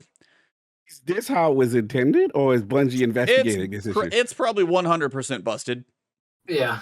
There's no way it's not going to get fixed. There's no way, because you have people got like 4th Horseman, 20 shots in a row. Yeah. It's fun now. I mean, someone single mag Keitel. It was a very good video. Like, watch it. Yeah. Somebody had sweet business with over 1,000. Yeah, Destiny the meme. If you follow Destiny the meme, Moira had 1,100 bullets in sweet business. There was one too that was like, someone posted a last word with like a bunch of bullets, like last paragraph, last sentence or something. Closing argument. Yeah. it's like got 100 bullets in it. Merciless with like 21 on a boss. How is that not going to break the game the same way that Pocket Infinity breaks the game? I mean, that's basically what that's doing. Pocket Infinity. It's so like clearly this is not what Bungie. Yeah, this is going to get fixed at some point later. This is a strong nerf. Yeah, this is get in now. And are you excited? See, I like this part. This is the busted piece. Okay. But the idea is some of the challenges are not too bad. Like throw 50 of the orbs in. If you're on top of killing the guys, I'll usually get like 10 around. It's not too bad. Yeah, everybody's gonna do that fast. Because some people are like, oh, where do I go? I'm like, I usually take 2 of the spots, and the other idiots are running around, and I take half of them. But, yeah, so nice of me. Some are easy, some are just like kill certain enemies, some are get kills. But then there's like 25 Crucible or Gambit matches. That is one of the challenges. One. Now they're not all that long. There's one in the Throne World where you have to do Throne World activities. My advice is go do Wellspring. Go do Wellspring because it's 9 leaves and 10%. So do that 10 times and you'll be good. And you probably still don't have those craftable weapons. I don't. No, you're right. You're right. Right. Yeah, if you got that stuff. What did you say? What'd you say, Travis? No, Trav, sorry. All you have to do to complete it is do an activity 10 times. Oh no. You're not pumped. You're not enthused. All I can say is when it comes to the PvP matches, do it this week because Mayhem is fast. If you don't do it this week, it's gonna be slower. That's all I'm saying. So if you're good, you don't have to do it at all. But I'm just saying, if you do want to do this, Mayhem is the fastest way to do the PvP matches. It sounds like he's a dad trying to get somebody to do his homework. Travis does not want to do his homework. Travis is probably not going to do his homework. Travis is going to get an F on this assignment and just say, I got an incomplete. Right. That's right. So that is the general idea. You go to other activities, you get leaves. You take the leaves to the bonfire bash. When you finish that, they turn into ash. The challenges that you do, you get each challenge is 1 kindling. And then for the armor, the kindling like fully kindles the slots, and then the ash is where you reroll for stats. That's the whole cycle of things. I said, Travis, you gotta eat your veggies. Can't have your pudding if you don't eat your meat. Here's the thing they don't tell you when you're a child is that you actually don't have to eat your veggies. You don't. And I pointed this out several times. Break it down. And I feel like it's informed my personality now as an adult. Question everything. This makes Question sense. everything. No, you don't. They're like, You am know I gonna die without veggies? What'll happen Well, if I don't? What'll Yeah. happen? Yeah, exactly. So yeah, I'm appalled by this system. I find it offensive and grotesque. I mean, to have it done to us yet again it is the upsets me appalling. greatly, and I'm disgruntled. I'm a disgruntled Destiny player. are you gonna form a union and start striking? I think I might. Well, yeah. at the very least, you should make sure you write a very strongly worded letter Oh god. that I will. absolutely puts you in the foreground because you're the perfect kind of player that we absolutely need to make sure the game is made for. So make sure you get that. Just like if it doesn't fit in Twitter, just make sure it's in a JPEG, Oh and my it's For sure. and just and just be careful because also if it turns out you're doing some other shit on the back end of that, you might get sued. Yeah, you might get sued. Just don't get sued, man. That's what I'm I trying don't to know, maybe just like Bungie's the letter. outside. Don't get The sued. letter very important. I will be counter-suing for damages done to my psyche. I'll be using a clip from this show as proof of my psychological damage. He died from Yeah, you did. we saw So it's fine. These seasonal events, I don't know if they're for me. Some of them, Yeah. I will play it before the weekend is elapsed. But I think it's like 3 weeks or something, right? Easy, like Yeah, it's 3 weeks. It runs for a it's while. just such a chore, man. It's just such a Yeah. chore. I like the prospect of some interesting weapons. I love that there's a bug in the game that's making people do weird things. But yeah, aside from that, I think probably the best parts of this event are accidental. I was like, I am 2 strikes and 12 Crucible matches from having my Flamekeeper title. So I've done basically all of it. Is the shirt? Is this one shirt? Is this shirt summer shirt? Right? Yeah, That's what's it's the summer orange Solstice sun thing. I wasn't feeling the shirt neither. I was like, I haven't looked at the shirt. You said it's It's- orange. I'm probably not gonna get it if it's orange. okay. Like orange it's a certain person that can wear orange. Yeah, red and orange t-shirts. I can't. Neckties. I respect that. I respect. They need some new Destiny ties in this game. I respect. Like it Necktie. is. Oh, wrong. Don't have one. I own 4 Destiny neckties, and I've had to make them all myself. It's This is actually like this could very much be the Jerry Garcia tie sort of thing where it's like it doesn't have to have like a picture like of Cade on the tie. It could be something that's inspired by the universe, like the color and the texture of a Red Legion tank, perhaps. I don't know. That's or alternatively, I will take literally anything at this point. You know, so, doesn't have to be creative. Just put they release the only tie they release is a Warlock tie. Oh, he was meant to be, brother. Come home, brother. Floof. I own a Warlock tie. I own a tie that has each of the class. No, logos. I'm saying very like it's just Warlock specific. Listen, this call. So it goes on your arm? I'm confused now. Like, it's an armband. Yeah, it's here. It's one of these like weird things people put on their like. It's a long coat. It's a tie. It's a robe. It's a robe. For unspecific reasons, I have a vendetta against armbands, but I will buy the neckties for sure.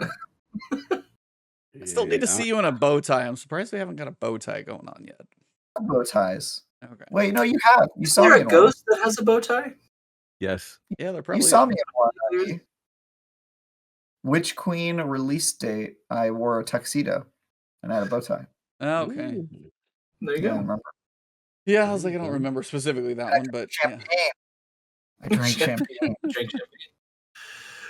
So I was like, for me, I was like, when it comes to, I'll bring this back a little bit. When it comes to the Solstice event, it is nice for certain players to be able to build a set of armor if they have the time to do it. But it is still, I saw it, I think Pigeon actually had a pretty good thread on it. It's like, the armor's kind of cool. Like the glows, we know, like you're going to have the white ones. The white ones are not as hard to get. They're really not. You basically just get the 2 sets of Kindling and bam, your armor's glowing. The color ones are still purchasable through Eververse. So you want to skip the whole process and get some colors, jump in there. It's just, it focuses us to go do the things that we know need the most work. We know Mhm. Crucible is still lacking in maps right now. We know Crucible has its ups and downs in the sandbox right now, and it highlights it because you have to go put 25 matches in Yeah. Crucible.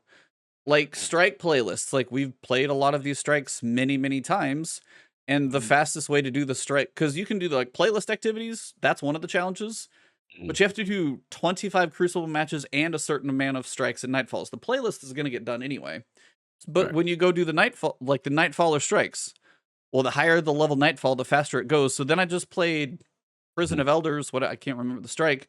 I played that 10 times. So I sat there and played the Mhm. same strike 10 times in a row, as Oh. opposed to the strike playing list having variety. I went to go play Oh, I see what Mayhem. you're saying. Right. So it's just like it highlights the fact that these things that we do know need some work, as they are the core Mhm. pillars of everything they want us to do every season. Is here's Right. your story, here's your activity, and here's these things. It's like we had Tom on, and it's like the seasonal stuff is usually pretty cool. We enjoy that, but it's like the core pillars of what we have to also get pushed to go do are the ones that just continue to show, game's 5 years old, and how many times do you have to run X strike, and you're like, yep, just kind of like literally could watch a Netflix show while doing some of this stuff.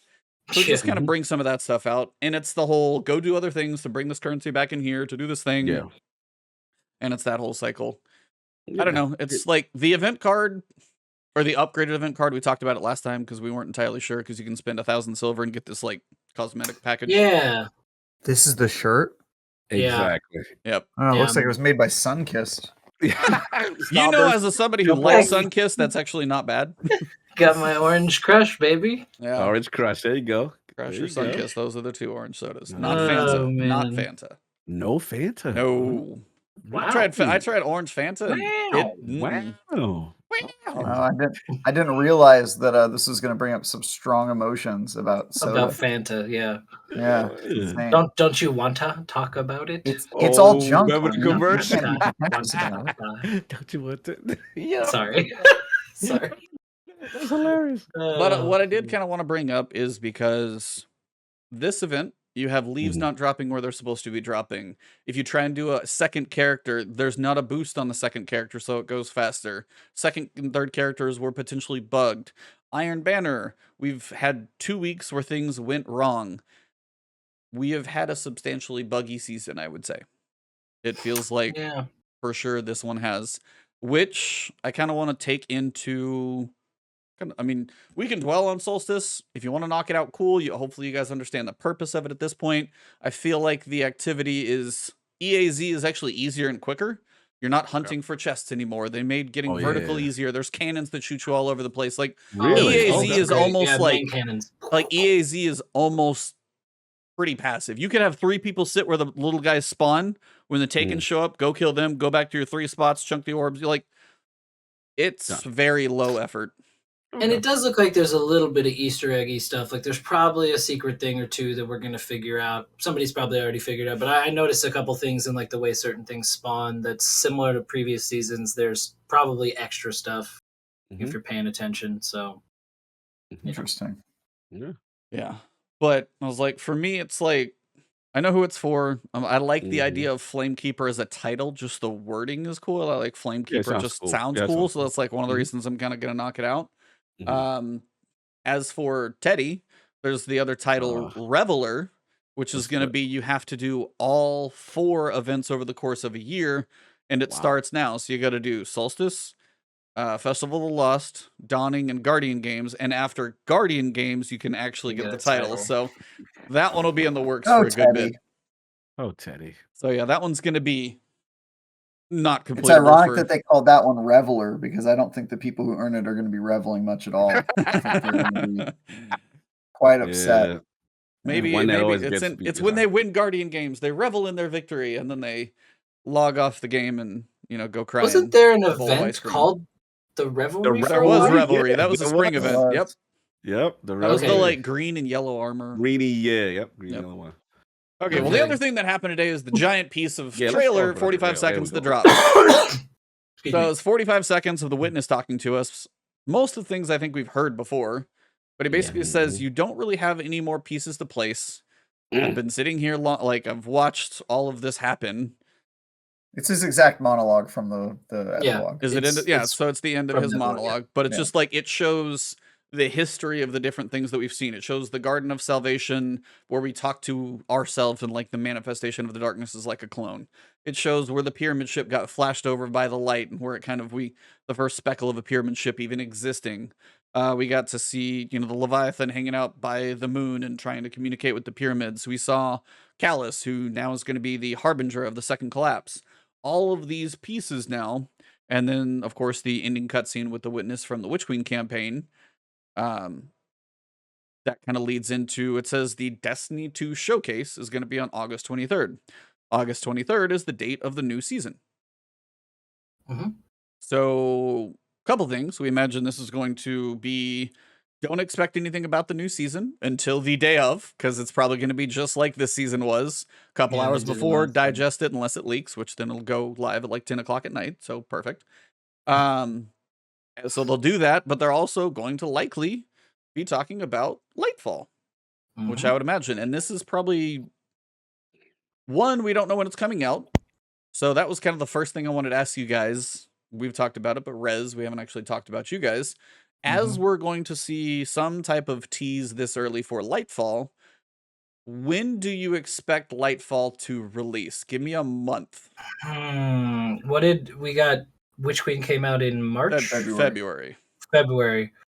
So, like, my worry would be that they're kind of stuck to the pushed out deadlines that they had to make when they had to keep like pushing the release back, and that it's just going to be, it was going to be like the year is just now reset to, it's not coming out like when they used to come out in October, November. It's now going to come out in early spring.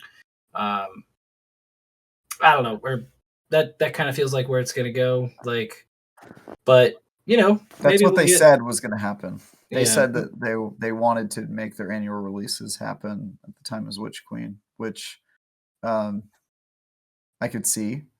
Yeah. I had previously theorized that it was going to be an 18-month cycle from now on, just because they're working remote and delays are inevitable, especially when you're pushing as much content as they are.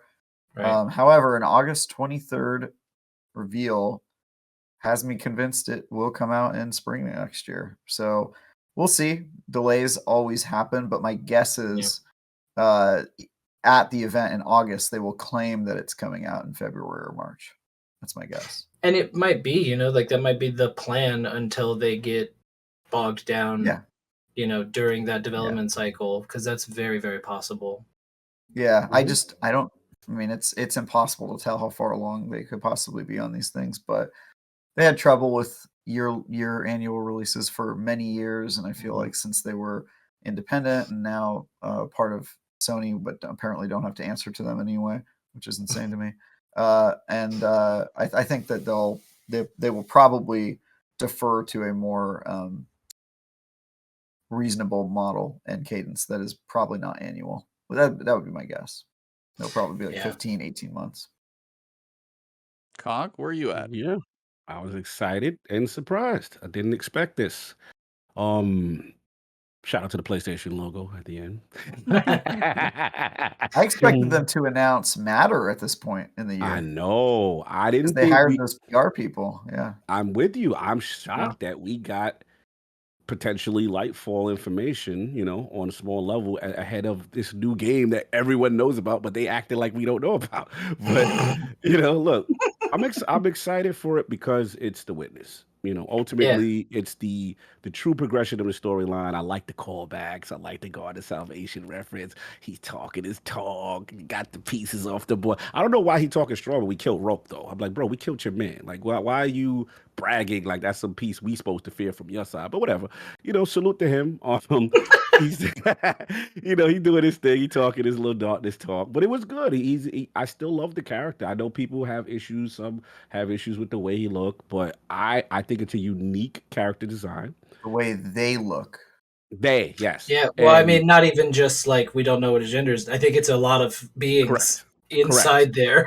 I just like the smoky head and it feels like it's wild looking. It's giving me Shang Tsung soul vibes, and I like that. Yeah. He's got all the souls of the planets and the pyramids, just this evil assimilating race that do, And I did like the Callus little, reference. Like Callus is Mhm. down with the home team over there. Salute to him. He doing his thing, getting his little pyramid up, ready to attack us. Whatever he do, Yeah.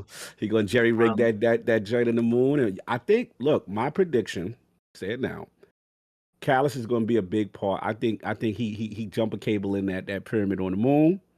I think that's going to be an integral part to the attack on the Traveler. And I do think we are going to be in serious jeopardy with the Traveler, thus the name Lightfall, right? right. I think that's the serious attempt on the light. And I'm very curious, how that transitions into what final shape ultimately becomes. But I'm excited. Now, the question becomes, like you said, like the cadence, because now I'm totally with Trav. The cycle of the Activision, oh, it's coming September, that's over. You know what I'm saying? Yeah. That's over. They clearly have proven they cannot deliver the content on that cadence anymore, which probably led to the split with Activision in the first place. You know what I'm saying? Because if you look at Destiny 2's history, it was really supposed to be in the place of where Rise of Iron fell. But Bungie pushed back, thus they had a smaller content drop with Rise of Iron, and then Destiny 2 came out later. So now you're getting into this where I feel it's like 12, 13 monthy kind of a deal. And theoretically, yeah, that would fall, first half kind of a spring 2023 cadence. The question is, with COVID, with what's going on, are they realistically going to hit it? But I have to be honest, Trav, the fact that they got doesn't mean it can't get delayed. But the fact that we're getting this technically 2 seasons ahead of time hmm is kind of interesting to me. I mean, Which that's right kind of out of their playbook. That's right, normal. it is, Yeah. but I guess I didn't expect it. So I thought they gonna need more time. So now I'm like, well, maybe that springy 2023 kind of release. The I'm only with you. issue is, Yeah. yeah, I think it's the a only, lot more likely now yeah, because I was expecting Matter to get announced this summer and then them to maybe announce Lightfall and show more of it in like the fall of this year, and then it would probably get delayed or just straight up they would just tell us like it's coming out in September and they would switch to like a 15 to 18 month cycle. That was my yeah. guess. So But I'm Or getting like everything got pushed because of that, right? Like the Yeah. announcements get pushed because the release Yeah. got pushed, and so it's like you're saying, Cog is like you're surprised that the announcement came out now. It's because it did feel like it was going to get pushed back the way that the other stuff got pushed back. Like it feels like we were inside that, but it is nice to see it. Like I was kind of surprised because I was like, oh, of course, this is when they tend to do that stuff, and I was like, but wait, we had because that whole long season really like made really through us. everything feel Yes. like it didn't. Like I know they added stuff in there when we got like dares and we got the dungeon, but Hmm. it made the cadence feel very different and Yes. has since then. So it's I'm with just you. it hasn't been sort of like easy to understand. Yeah, I'm with you, Rez. I think like it's definitely the vibe I get is kind of like an internal shift, and yeah, they seem ready. They seem ready. Anything could happen, but that's what I got. I did not expect to see it. So now I'm going to assume Trav probably a Gamescom kind of a conjunction promotional piece. Then Maybe interviews there, maybe. interviews. They're going to be out, possibly. yeah, ready to talk. Bungie So has sort of stayed away from doing these group Yeah, announcements, they but haven't they're done with like any Sony now. conventions So lately. yeah, they're yeah, with Sorry. Sony now, and so if they did announce it, it would probably more likely be at a state of play or at Sony's yes, conference in the show good floor. point. Oh yeah, that's Yeah, a good good point. point. Good point. Sony doesn't do a lot at Gamescom, so my guess would be probably state of play Paris in the summer. You're right. You're right. And then Sony did say they're not going to have a presence at Gamescom. It's going to be They never do. Xbox. Yeah, Yeah. it's going to Xbox, and I think I forgot like one other, maybe Ubisoft and Embracer or something. I forget. I feel like Gamescom is always more PC stuff, mostly, or like developer PC, centric Xbox, stuff. and third party. Yeah. Yeah. So yeah, what about you? E? Like, I mean, So I mean, know, if you think back on what we've had, Shadowkeep was the last one that stuck the year because probably Yeah. they had to basically. mhm. Beyond Light was a that's 14-month right. cycle because we had the September push to November.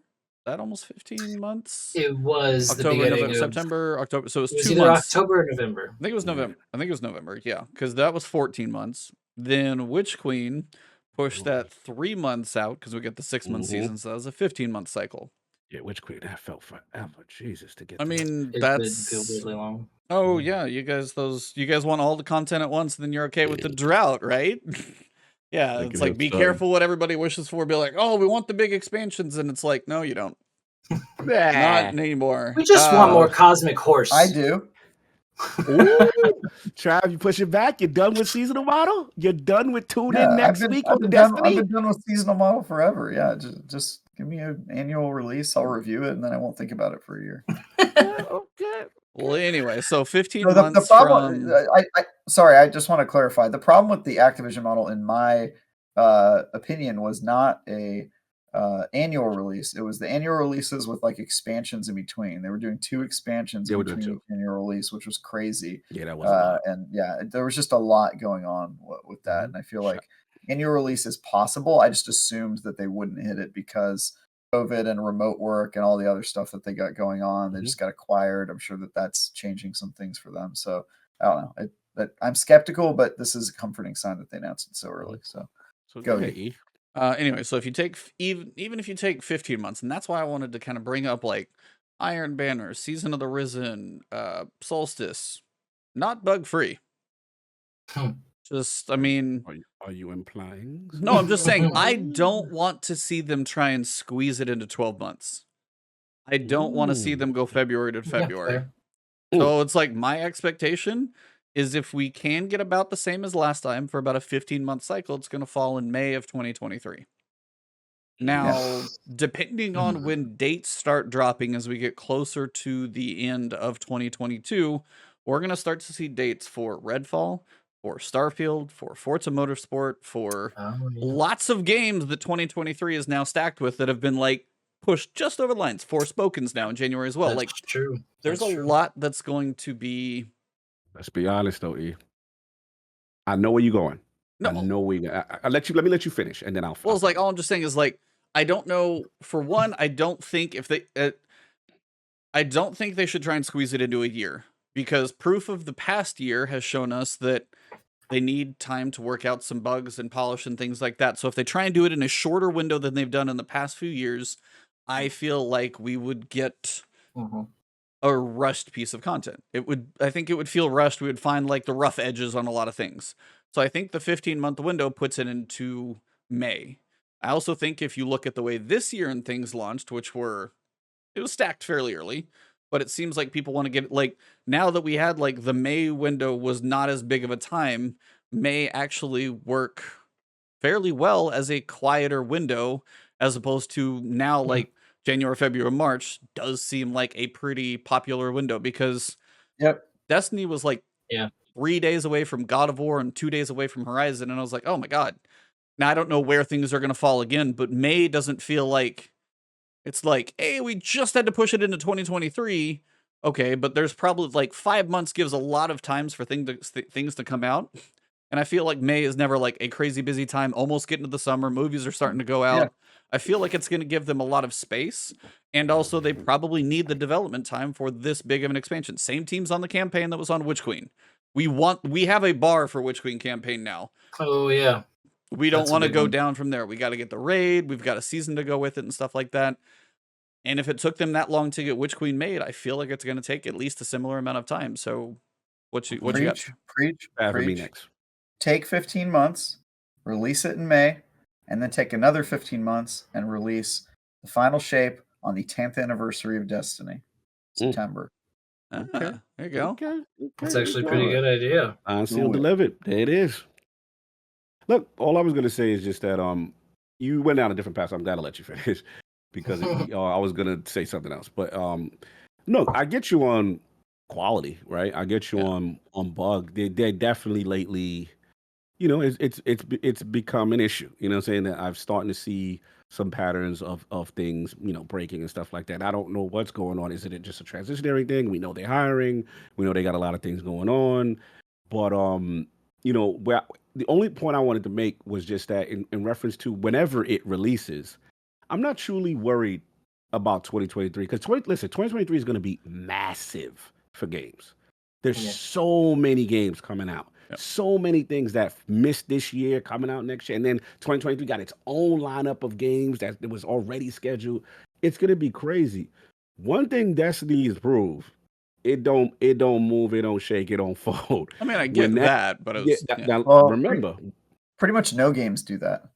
right. Developers don't just not release their game when it's ready because of other. I will say things coming out. It's Forspoken just is the not- only one recently in their press release that has actually sounded like they did. That's the only one. Normally not. Yeah, normally not. Some rare. people will outright say, I yeah, think the key word in what I said was a game that's ready doesn't get released Yeah. well, when there it. you go. Yeah, you know, Forspoken so- might need a little. Yeah. little If you're more already time. nervous about your Mhm. game, then yeah, you can work around other people, but that's a different. Yeah. I think. Because when was state. Witch Queen was what was official? February release date? 22nd, February Bro, we 22nd. had Elden Ring, 3 days Yeah, later. Horizon Right, Right, Zero. 2 days right then, I before. forgot about that. Destiny didn't care about what they was doing. Yeah.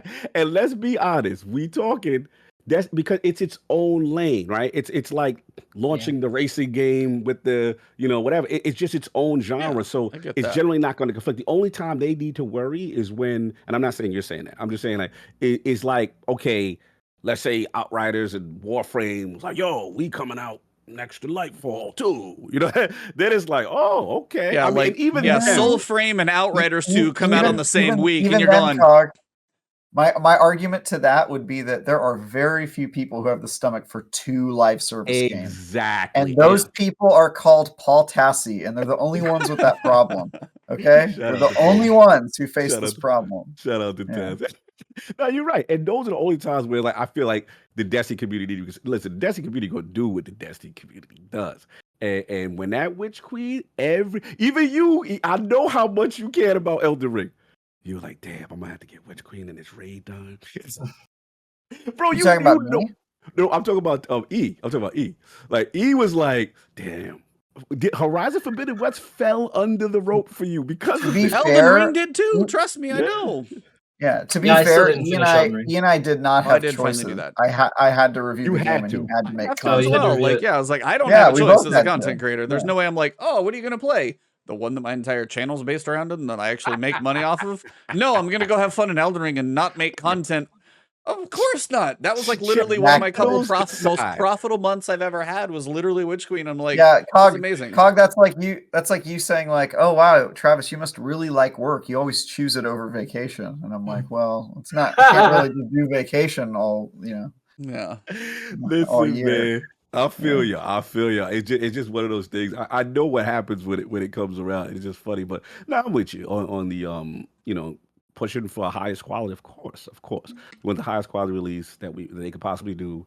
Take as much time as you need, but it's an extremely positive sign that Some they point out we here gotta- doing reveals and dates of what's coming, and I'm like, okay, they're So ready. that's the question. What do you think we get in August? Do you think we get a 2023? Do you think we get a spring 2023? Do you think we get a May 2023? Ooh, okay. How narrowed down do we get in August? In terms of whether they're actually going to tell us, Right. Like, yeah. they're Do you gonna think they're going to say "This is next our year? No plan"? kidding. Season, month, like how finite do you think we're going to get in August of this year when it's like 9 months away? Is it just common now for devs to say like a season or like a quarter, right? Like, are they going to say like I mean, sometimes fall they just put X like year, they or could do put they? a Do you think year we're on going to it. get like a day? Yeah, I mean, I've seen all of it. Destiny doesn't do that though. They do dates. they do So, my dates. guess Yeah, they would do be- dates. That's true. Yeah, they do dates and then they just delay it. So my guess would be that we get a very similar amount of content to what we got when they revealed the Witch Queen. Probably a cinematic trailer that establishes the premise of what's going to happen in the expansion, and then we get a date. And that date is subject to move, as it always is. So, Hmm. Win So, 'em. Do you think they're going to be?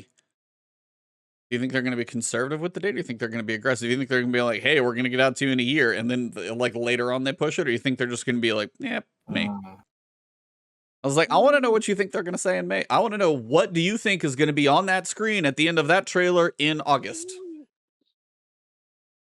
Gonna get It's you going to in. be a spooky alien, probably. Mhm. And I He's think got they'll like give- fog I heads think they'll coming give, out. like, He's the got February, mushy, March. washy But- fingers.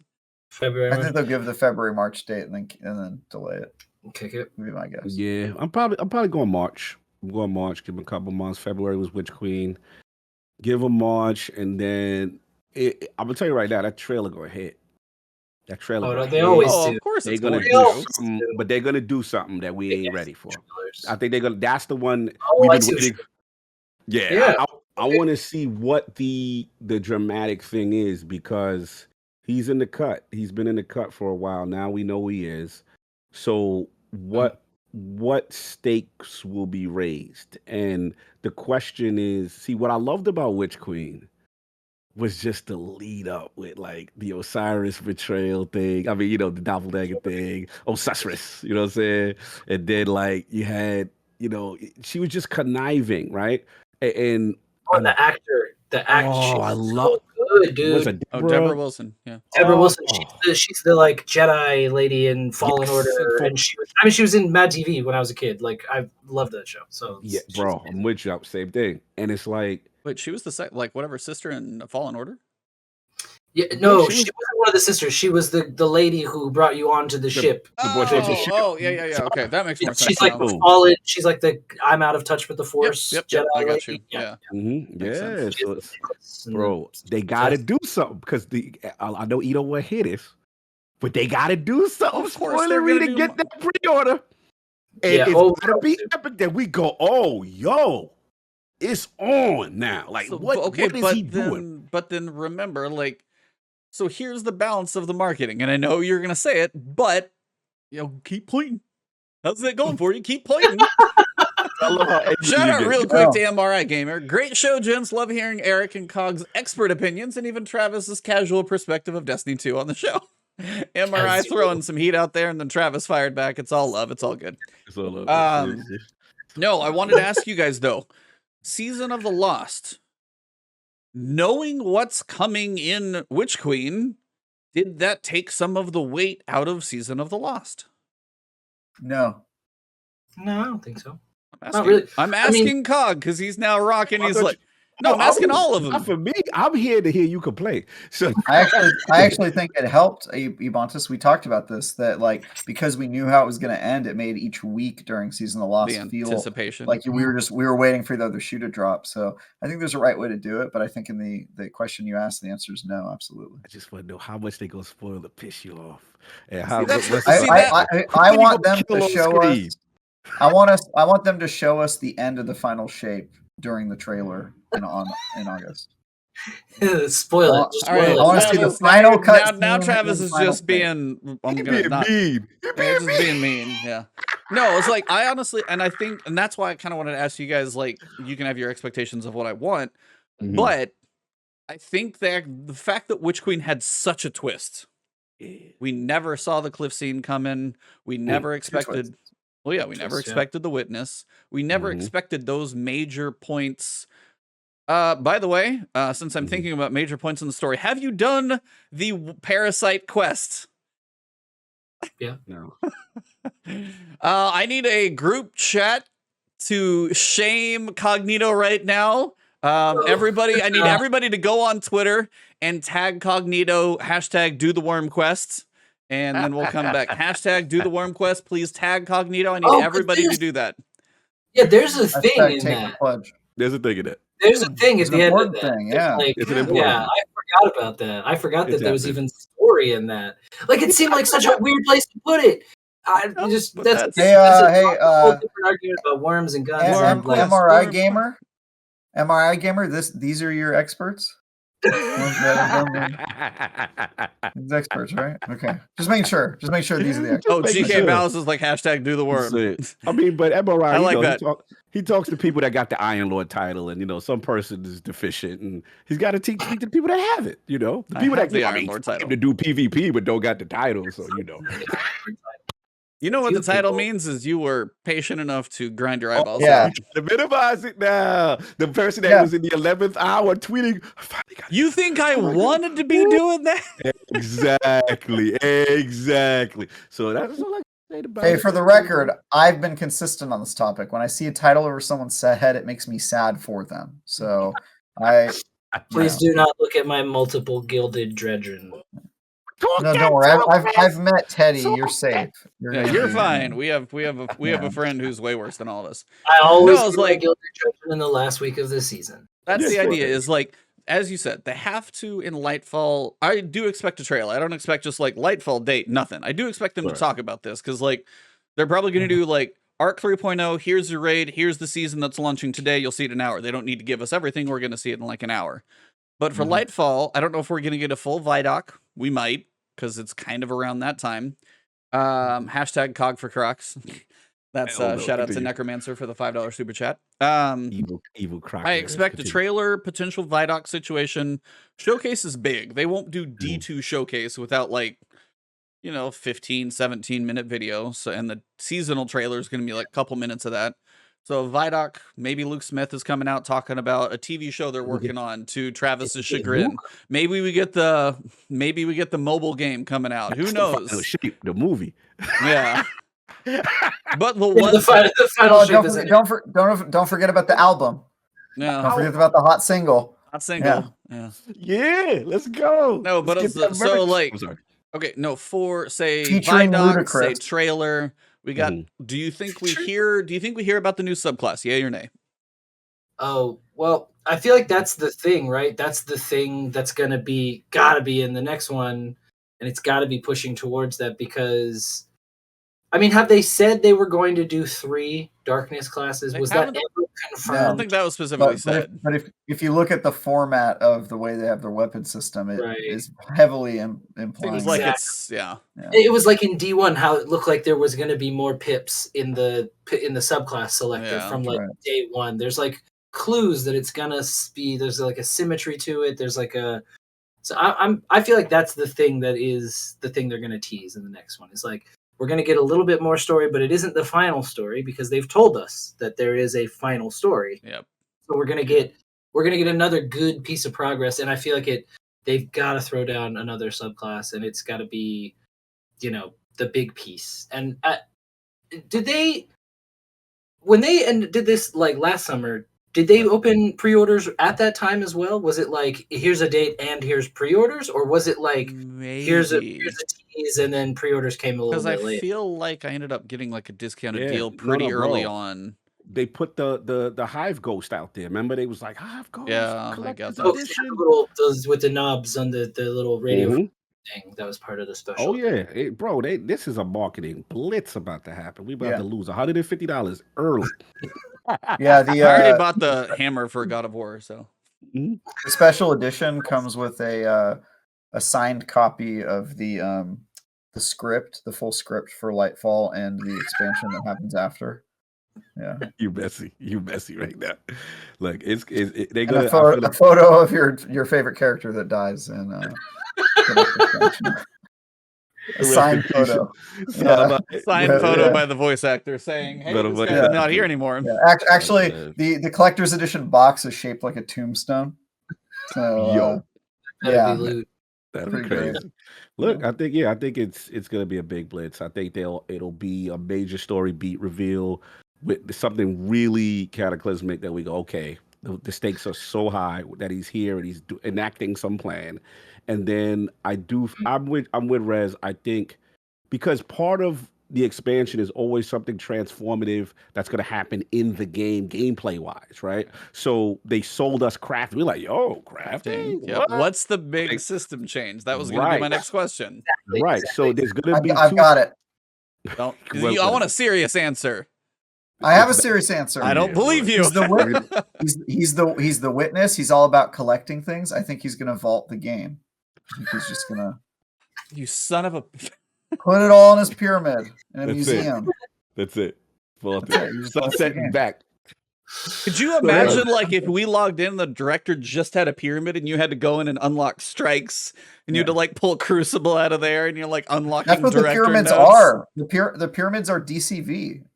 That's what they. You're ridiculous. Have you guys not read the lore? Lore wise, it would work though. Lore wise, what you saying is fire. Like, cause they could be, yo, the pyramids took all our stuff. They took Mars, they took Mercury. Now you don't got nothing. You got to earn it back, and the whole journey. Banshees and Amanda's holiday, like they're gone. We have them in the pyramids. That's it. That's right. But yeah, I think it's gonna be, like I said, story beat, major with this stuff, gameplay changing aspect. in the game. That I don't know, but I'm leaning with the extra thing will be a subclass. I think it's time. I think the rumors were that we were supposed to potentially get the poison subclass for Witch That Queen. was The speculated rumor. forever. Who knows I at this believe point? that was I don't think there was even anything in the leaks that like pushed at those being wasn't, like no. released. Right. Yeah, it's But like I will say something. they're leaning, even when you look at certain weapon classes and stuff like that. Like when you look at Osteo Striga and stuff like Yeah. that. Like they're The leaning that pull into those two. exactly Necrotic Grip, Thorn. necrotic grip. I have one spoiler. Let's shout out to TK Omar in chat. Tess Eververse will survive. Oh, All she things. definitely. for sure. Always. She Tess is has plot eternal. armor. She has just money armor. It's Yeah, just made it's of dollar literally bills. silver.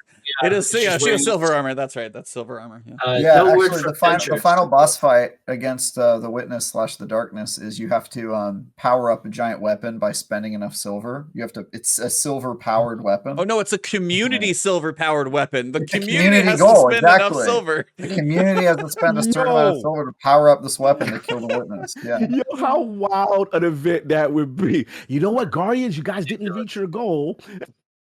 Yeah, they have instead of like the blood drive fundraiser amount, it's Yeah. the silver fundraiser amount to fire Yeah. the big I game-ending gun. There you I go. can't. Yeah. Bungie, if you guys are listening to this, we're just giving you a hard time. But yeah, this is just. Yeah. This Please is also hilarious. please don't. These are not good ideas. Don't use Yeah, them. these are, It's the wit. please it's the don't Witness's listen to only Travis. weakness. Do not listen to Travis. The Witness's only weakness is unfettered late stage capitalism. That's Yeah. really That's he's it. not for it. Yeah. Mhm. Yeah, That's why when he hates our that freedom. end game. Yeah, he's talking about the end game. You have no more pieces to move. I've taken all Right. your. You've You have no more spent all pieces of the to move. pieces. Yeah. There it is. There it is. We got our answer right there. Just saying, guys, it's a great idea. Yeah, E, what do you somewhere. think? See, that one's. I mean, subclass. Yeah, I think we have to at some point because they've mentioned it didn't quite make it. Then we got all the 3.0s. Some subclass situation has to be there. I feel like there's going to be. I feel like what they did with Witch Queen was really cool. They're like, hey, you have Hive Guardians. This is the huge focus. The way they spun the story in the end, I was like, that was really well done. I want another one of those. Oh, the campaign gonna be Campaign has to be fire. Like, fire. I mean, in Another Lightfall, like legendary campaign. Polar. legendary campaign, solo legendary camp. Solo's Yeah, the better yep. way to go, apparently. It was easier. Yeah, it really technically. was because I went back with 3 players trying to do like Savathun. And I was like, this is a lot of damage you got to do. Mhm. But like the campaign will be fun. We're gonna get a new destination. We've been told we always get a new destination. Ooh. with an So, expansion. With yeah. an expansion, it is a full destination. Full destination, subclass. Now, theoretically, we've talked about this. Season 19 has that hopeful PvP something going on. We don't have any idea to what level, but in Yeah. season 19, there might be some work in the survival Going in the vault. playlists. Could It be makes- that. Could be It that. makes sense though because they'll have Arc out and they'll have chance to like within Stasis is out and all the 3.0s are out. Then you balance after that, right? That I feel like that makes Yeah. sense. So yeah, that. season 19 is the PvP season. It's a 6-month season. They get more time to work on it. They work on that one. PvP is a little better going into Lightfall. Lightfall, we might get a map or two, maybe. Probably need a couple of those. Well, you got to wonder if they're gonna stick like Trials and Banner where they're at, right? Is like, are they gonna say like this is the iteration we've made and this is what we want to leave in the game? Yeah. Or are those going to evolve continually too? Because it almost seems like switching to Rift and like changing the vendor stuff, they kind of have it like We're supposed to get like that's what we're supposed at to least get. one more game mode, I think, this year, right? Because we were promised Rift was coming and then 2 other game modes, and I don't think we've seen They all say of the 2 game other game modes. modes? They did at one point. And now, granted, I don't know if Oh. it's going to happen. But Is it now, like- granted, I don't know if it like zone control is going to be one of them. I think it could be Right. because they've talked about that, and then maybe Or one other one. So we'll have to Confirmed see. or whatever. What was Kill Confirmed called in Destiny? When Supremacy. you had Supremacy. Supremacy. Yeah. Like, I mean, it also could be kind of, you just made me think it could be that just they shift one of the modes to like a new playlist or something, or one of the playlists to like a new mode. You know what I mean? Like the way they switched Banner to Rift, it could just be like, yeah, we're gonna get another new mode, but it's just that Trials is gonna become Control. Yeah. You know, Which one it as long as you're open to adding new modes, Bungie, might I recommend competitive? No, I want to see a ladder rank. That's what I want to see. Is I like I want our ladder rank playlist so bad. just like I want to know that I'm in bronze, and if that's where I'm supposed to stay, fine. But like I want to know if I'm improving. Like pull me out of this and say I'm in. Like I don't want to get into Oh yeah, matchmaking. trust me. Oh yeah. Oh no, yeah, Like, We've said it playing numerous times here on yeah. this show. You're in good company. You're totally You're in fine. good company. You're in good preaching company. my preach. Yeah. I was like, I will say like the one just- big system I would want. You know what it is. Armor 3.0 Armor if they could do 3.0. anything about it. Oh, Now, granted, okay. I have no idea what that is. Like, you No. guys can always ask, but I don't know what that looks like in the game. That's why I was like, I could ask for it, but I don't even know what that is at this point. But Someone reminded me just a couple days ago what the old armor like felt like, where you had to like hope that you had like a something that did the kind of gun. like helmet for hand cannons. And you're like, now it's just mods. Exactly. And I'm just like, you know what? This is very good compared to that, and that's sometimes hard to do because when you find yourself doing that kind of comparative sort of thing, it's like you're saying you don't know what Armor 3.0 could be, but it it's is like still bad compared to what other games do it. It's bad compared to their peers. Even Outriders World Slayer, which is on its second year, Outriders just is fantastic stuff. Its armor system is like I it never makes really Destiny dug into look that one very hard. like a beta. Yeah. Yeah, I mean, It's it not is for like everybody, it's but the cool. last thing. I mean, we got armor crafting, we've got subclass 3.0s now. I mean, as New Red said, it's like it's the last thing to really be customizable. Granted, we do have a lot of mods that kind of customize it, but again, that's what I was like, I don't know what it specifically looks like in my head, but I do feel like it is the last like piece of the character puzzle. Or on the other side, Alex.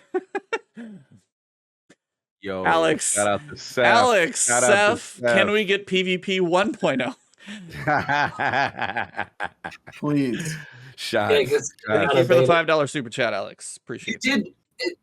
You just did say like you said armor crafting. I know you meant weapon crafting, but I wonder if it is like armor actually, crafting. Like that's okay. So that's what cool because that's what I was gonna get at is like what if it is like you completely craft all of your stuff like you don't build it from like whatever you pick like you actually build out like and it's a lot more focused than it is because like weapon crafting was actually I would say one of sorry my dog is just shaking his head. I have 3. You're fine. They're like weapon crafting complicated as all hell when it first came out. Didn't seem like many people were going to push for it, but like I found myself pushing for those raid craftables like right away. Like I was like, ooh, this is like there is a lot of potential here, and there's especially a lot of potential because they tend to do a really good job of synergizing within like the raid stuff. You get like the mod perk, the mods for the raids and stuff like that. Like so that excited me. I would love to see them like somehow get deeper with that. That would be a very cool way to do it. That would be a cool addition to this next.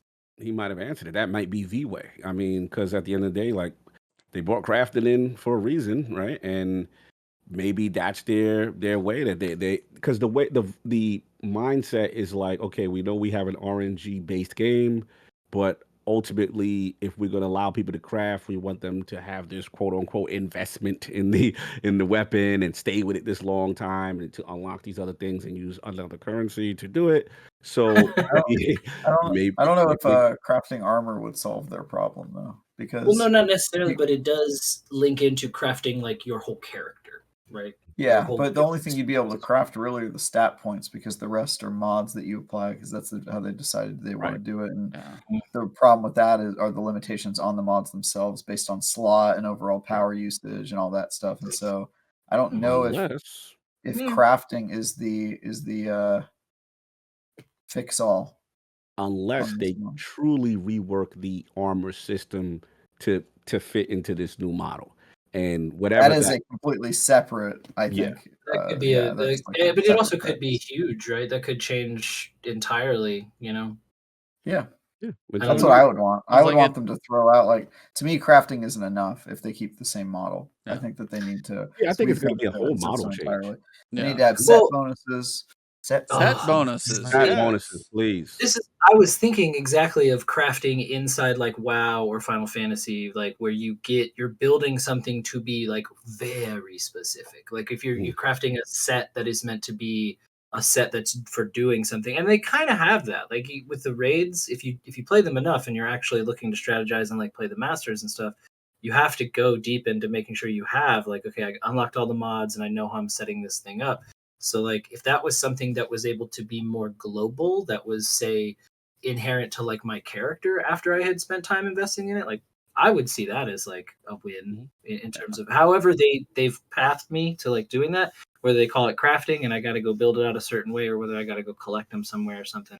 Like if it ends with, okay, we're not going to keep cycling you through this thing, but you will have an identity that you will have built into your character or something, like that could be, because Destiny hasn't ever truly had that. It's had like identity in terms of like very specific builds, but then again, it also is cool because it's so open ended, and you can build so many different things in it. And they've given us with that, with the like the classes, right? Being able to choose everything instead of just picking like 3 diamonds. It's like it's become, each of those things has become more like customizable to like the individual player over time. So maybe that's the route to take. Well, they also do, I mean, crafting, origin traits, a lot of the weapon stuff we have had this year is a soft sunsetting situation because sunsetting didn't stick. Should have, but that's a whole different thing. So again, as Rez mentioned very early on with regards to Solstice, why does he have any reason to play these activities for armor sets when he has 3 or 4 sets? You even have the easy ability now. It's like 1 upgrade module or something to switch between Arc and Solar whenever you need. I do that a lot more now, just for like for raids or for endgame stuff, where it's like, oh, this wasn't gonna work, but I can actually, and I don't have to spend like hours and hours. I can just go. It's like, so like it's the last way for them to soft sunset all the crazy people who've grinded out their perfect armor. It's the way for them to soft sunset armor and give you a reason to go get new stuff. That's why, again, I don't know what set they build, but I do feel like it is the final piece that needs that kind of, that level of, because right now, being as armor is not sunset, you have your sets, you're good. You just switch and change mods, and now the colors are even easier. They need a reason for you to want to care about armor, because the longer this stuff goes on, the less and less I care about armor. Even in this, I'm like, cool, I got a 67, but I'm like, it's fine. Half the time, I don't even really care. Like, you care about 1 stat, you play with the rest, unless you're just trying to be like the optimal Trials player, then meh. You've got so many tools to like sort it later that it's just like immediately like I know there's probably something I should think about here, but I'm just gonna throw here. I'll think about it later. You know, like just toss it away and look at it with a tool later, something. So yeah, theoretically, destination. Obviously, we would get a raid, possibly a subclass, possibly the major system change. Those are the 4 things that I think I'd like to see in August, as even if they're just, even like teasing weapon crafting, just tease the other piece. That's just like same idea. Just let us know that like in the back, let us start spinning our wheels, because that's what we're going to do for about 9 months. But yeah, we got about a month till that one drops, month till the new season, month till final question. Rez, what raid do you want to see in next season? Well, you get 1 answer, not 3. No, it's like I would like it to be Wrath, because I never did Wrath. That's fair. That's kind of a selfish answer. No, I mean, it's not a bad answer. Yeah. Choice. I have a feeling though it is going to be Taken King. It's going to be Kingsfall. Kingsfall. Yeah, I have a feeling it's going to be Kingsfall.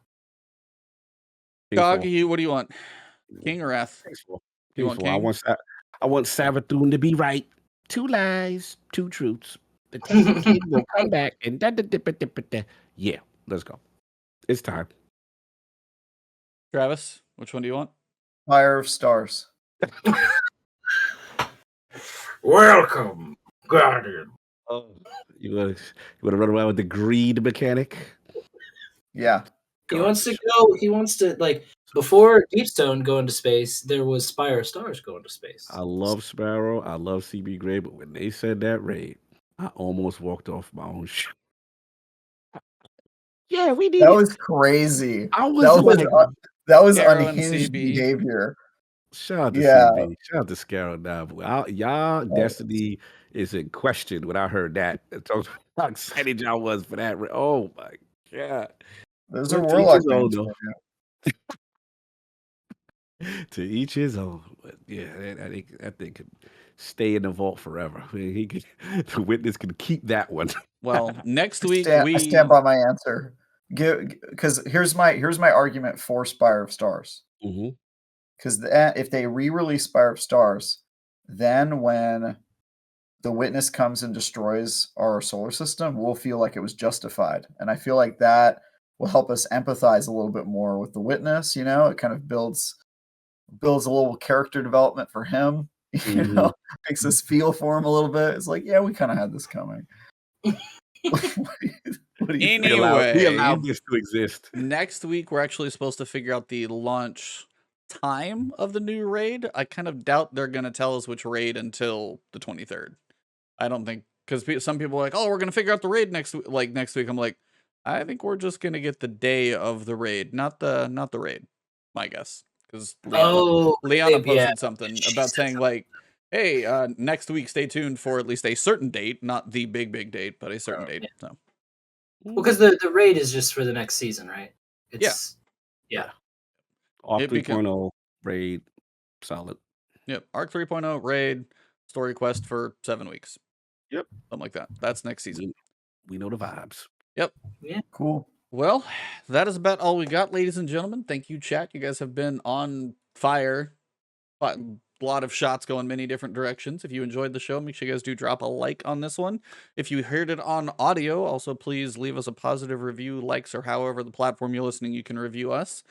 And please make sure you follow, like, subscribe to all these wonderful people. Go check out all of Travis's reviews. Please go look at the Xenoblade review next week and give it a positive comment in between the mess of Storm that's going to be in the comments down below. For Positive comments exist. if you guys are not listening to Defining Duke, if you guys actually don't check out the Last Stand Media crossover between Defining Duke and Sacred Symbols, go check that one out.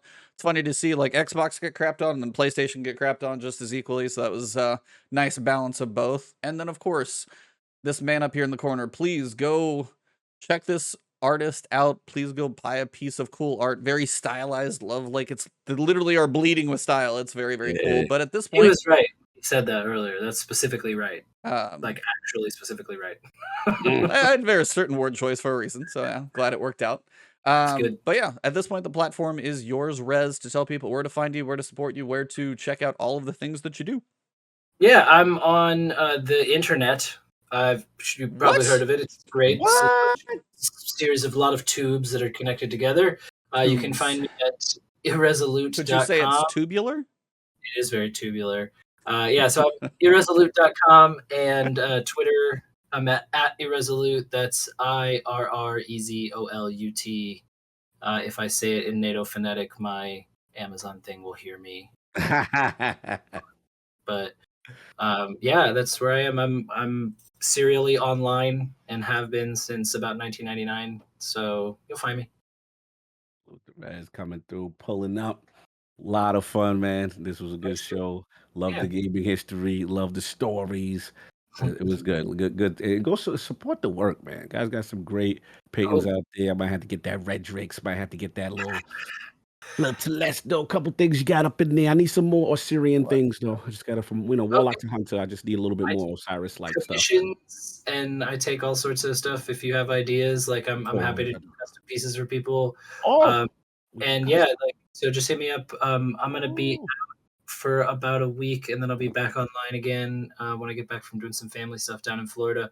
But also, just hit up Guardians Mental Health. Like if you have folks that you want to support in the gaming industry, they're a rare group, right? Like there's a lot of people that are trying to do good, and I feel like a lot of times we're trying to do good on the back end of something as a response, and Guardians is trying to get in there and help people like now and during and after, but like getting in and doing some support, it's great. And even just seeing people like take it seriously, take the mental health of like the gaming community seriously, because we need it. We need something because it's been languishing. So they do great work. They're at Guardians MH on Twitter, guardiansmh.org on the internet. They're fantastic. And I always appreciate how kind and supportive Joe and everybody can be, even when I'm a crazy, messed up person on the internet, being loud about things. to get people angry, but like they do a really good job, and they're very supportive and very very understanding, and they're doing it for as many people as they possibly can. They're constantly doing what they can for others out there. So go support them as well. Sure, for sure. Salute to that, man. That's super important, especially the proactive piece. So salute to you involving yourself in that, and Bungie and everybody getting behind it. Really important. Really They've important. been great to us. They've been amazing. The fact that they had our, just to like take another quick second, like they had our mental health professionals from our team actually help them curate their resources, right? So they got some help from some other groups too, but like they went to Jean-Luc, Dr. Goku, and Tap the Zap Matt. They went to them like right away, and they were able to give them a huge amount of support, and they have in turn given Guardians a ton of support too. So it's been really great to work with them. Salute. Keep doing the thing, man. I love to hear it. Love to see it. Well, as we're running a little bit long, short outros from my co-host here real quick, Travis. Look for that Xenoblade. See if I can say it right. Xenoblade review coming. Yeah. Check out my reviews, my previews on IGN.com. Follow me on Tie Guy Travis if you have a thirst for death. Other than that, I'll see you next week, and stay frosty or whatever. I believe the word is McClunky, but anyways, we broke That Travis. McClunky. McClunky, damn it. Tired. That man tired and he need to eat. Yeah. I need to write my review. I'm looking at Oh, the clock going, I'm running out of time. So Yeah, we got to get him his review. We got to give him his review. So, man, quick, every Sunday, the Lord's Day, Our Lord podcast. Please salute. Shout out to the Defiling Duke. Send Maddie some love. He heard his back. So, I'd host it this week. Come check out me, Randall Thor, and Mr. Ben Smith talk about what's going on in Xbox. And yeah, man, that's pretty much. Oh, lordsofgaming.net. Go check out some articles and go see some stuff. You got some cool people over there. As for me, it's abundance everywhere. If you want to support me, thing to watch right now, watch my Solstice video, sponsored video. So it just definitely helps me out. As for everybody, thank you, chat. Thank you, of course. Big shout out. Pleasure to have you on here. Irrezolut. Appreciate the chat. Yes. Very easy discussion and fun times tonight with everybody. So thank you all very much for episode number 207. Wow.